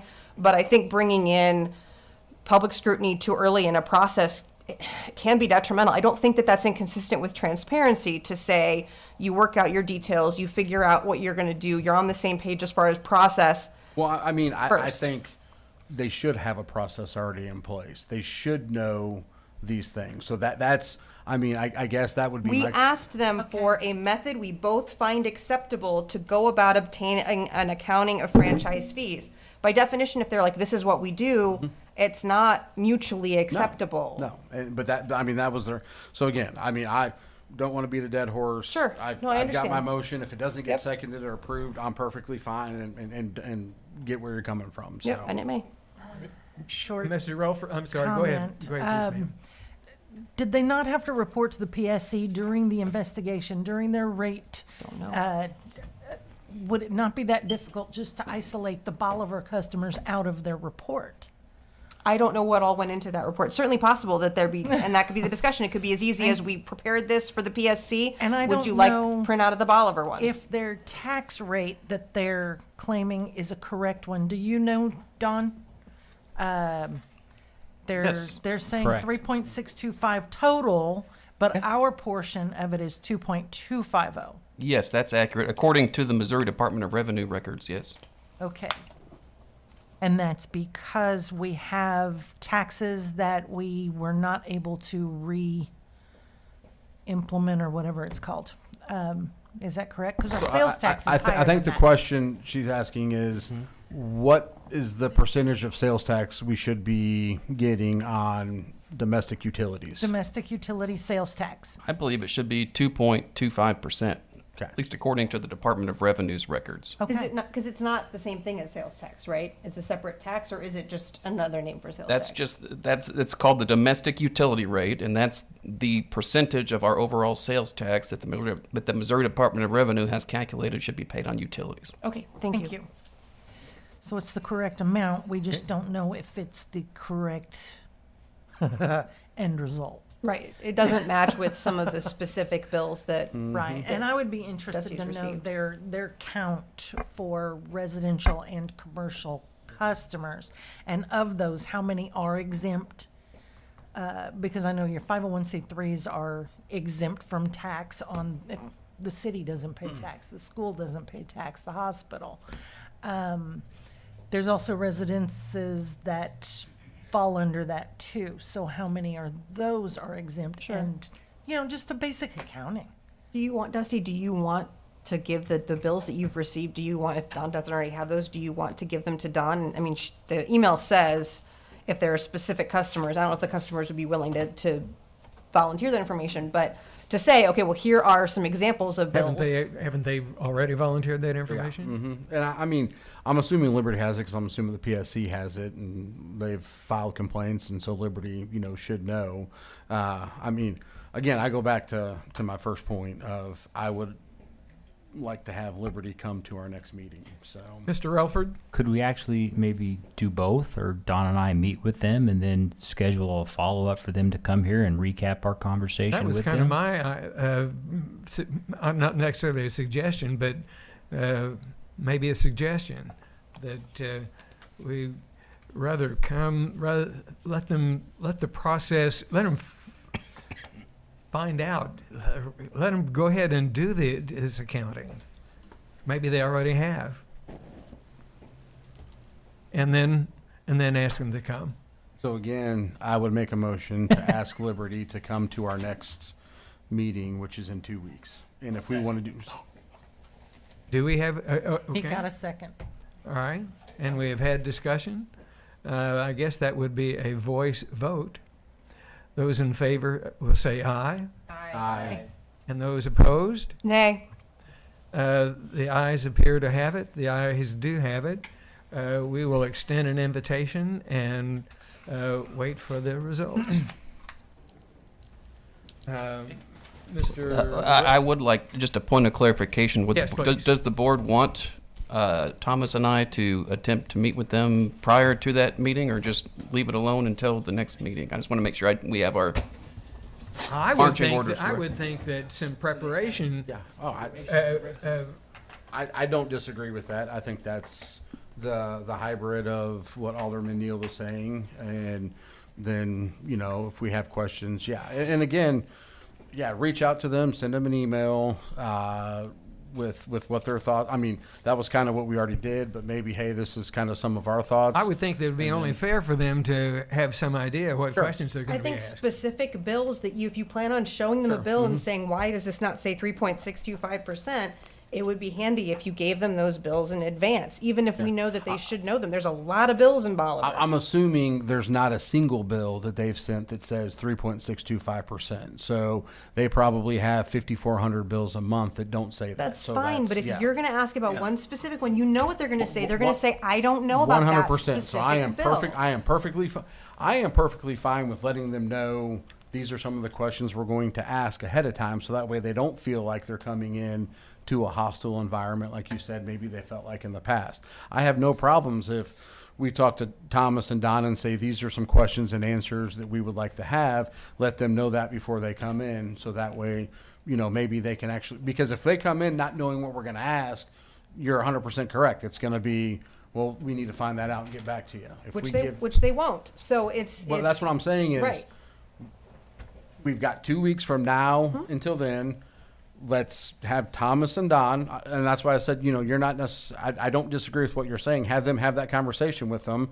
And if we want to talk about the franchise fee, the sales tax, and anything else we want, say, hey, these are the avenues that we're looking at. If the people who sent me their bills that it's, that aren't correct, if they're fine with me, using those, and I'll reach out to them, I have no problem giving those to Don and say, here are some bills that we have that have concerns. These are, you may get asked questions about those. So yeah, so I'm perfectly fine. I don't want them to come in and be like, hey, it's a trap. It's something where they're hostile, we're hostile.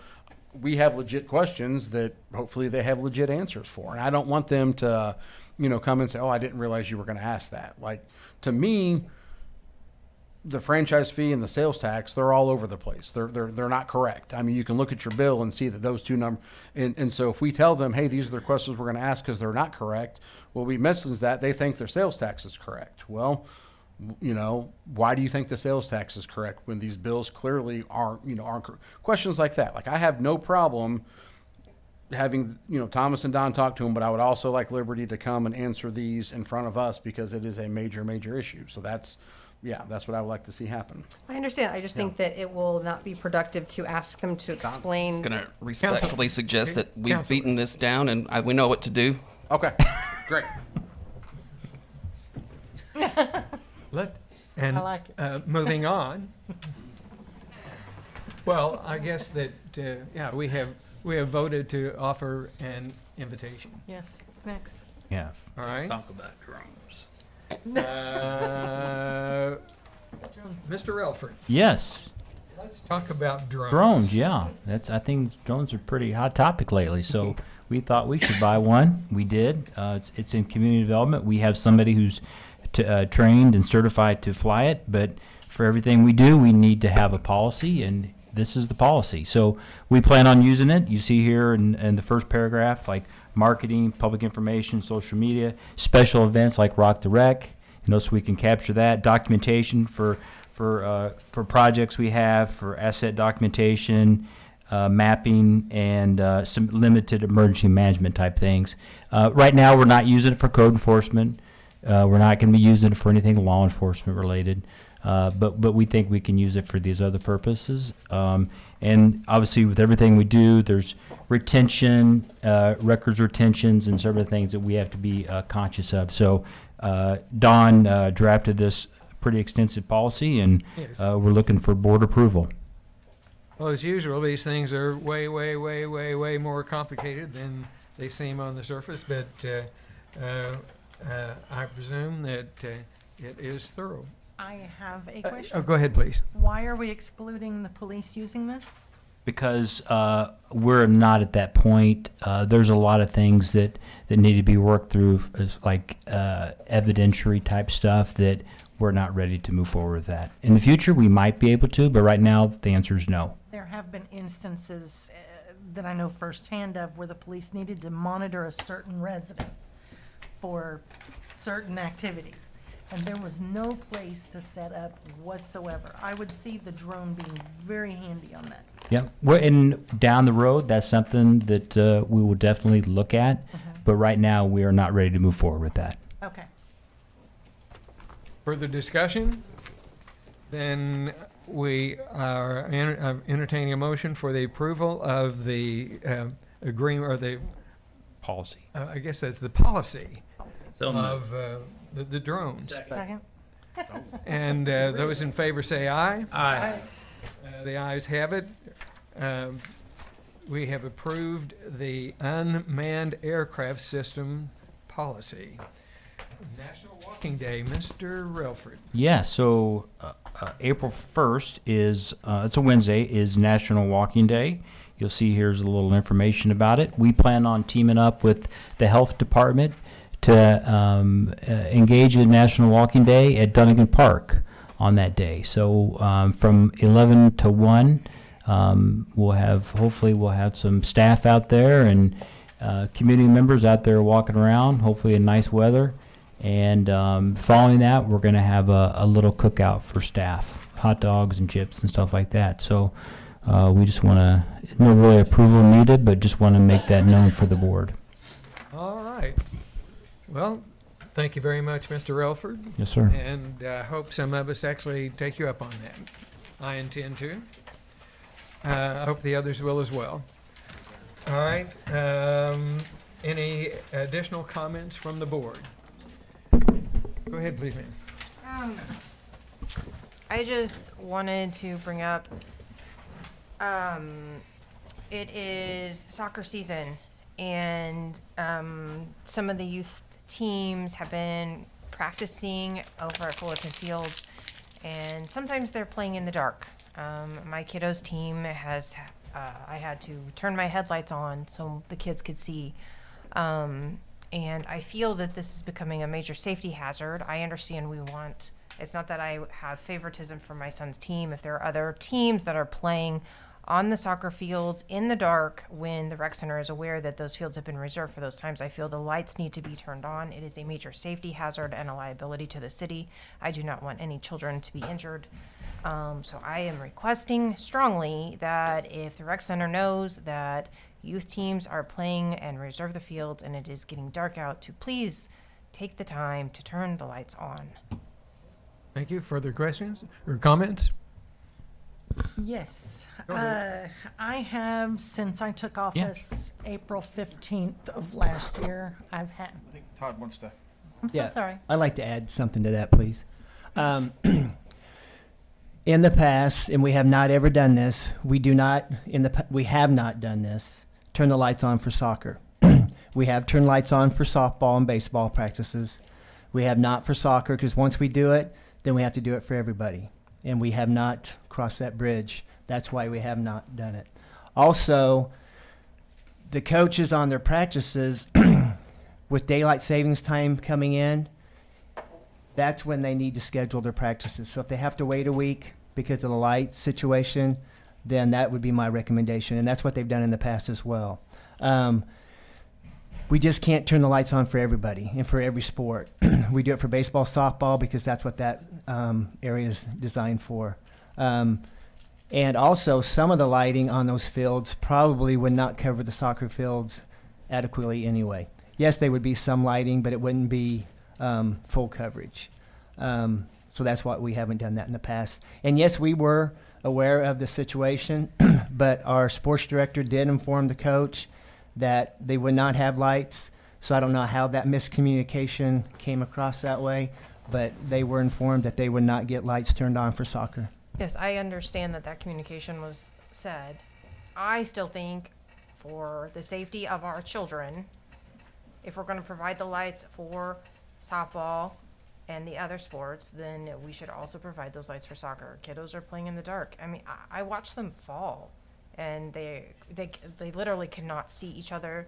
There could have been collisions. I think that's equally as important as throwing a softball. I don't understand why we can't provide the lights.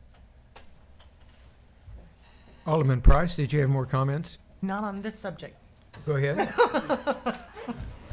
Okay. Did you have something? I have, yes, I do. Okay. I'd like to express concern on behalf of, and I'm losing count now, it's between 6 and 8 of my constituents who have called into a city employee on their city line and never received a return call. It has happened to me personally twice in the past. It has not happened recently, but I don't normally call their landline. I call their cell phone now. So that's less of an issue, but the average person does not have that luxury. They have the number listed on the website, and that's usually their office line. I don't know if there's a problem with voicemail, that they're not getting them, or if they are ignoring, and I'm not going to call anyone out by name, or if they're just too busy, went on with their day and forgot to return that call. But it seems to be a habit. I'd like to see an improvement in that area, whether we need to look at our voicemails and say, oh, there's a glitch, they're not quite saving. Figure out what the problem is, and let's get our constituents called back, because this is really creating an issue. Okay. Has it been raised to the department head level?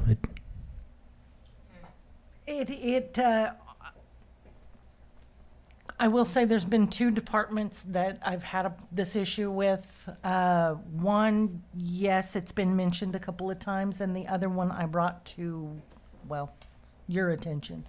So, no return call. Okay.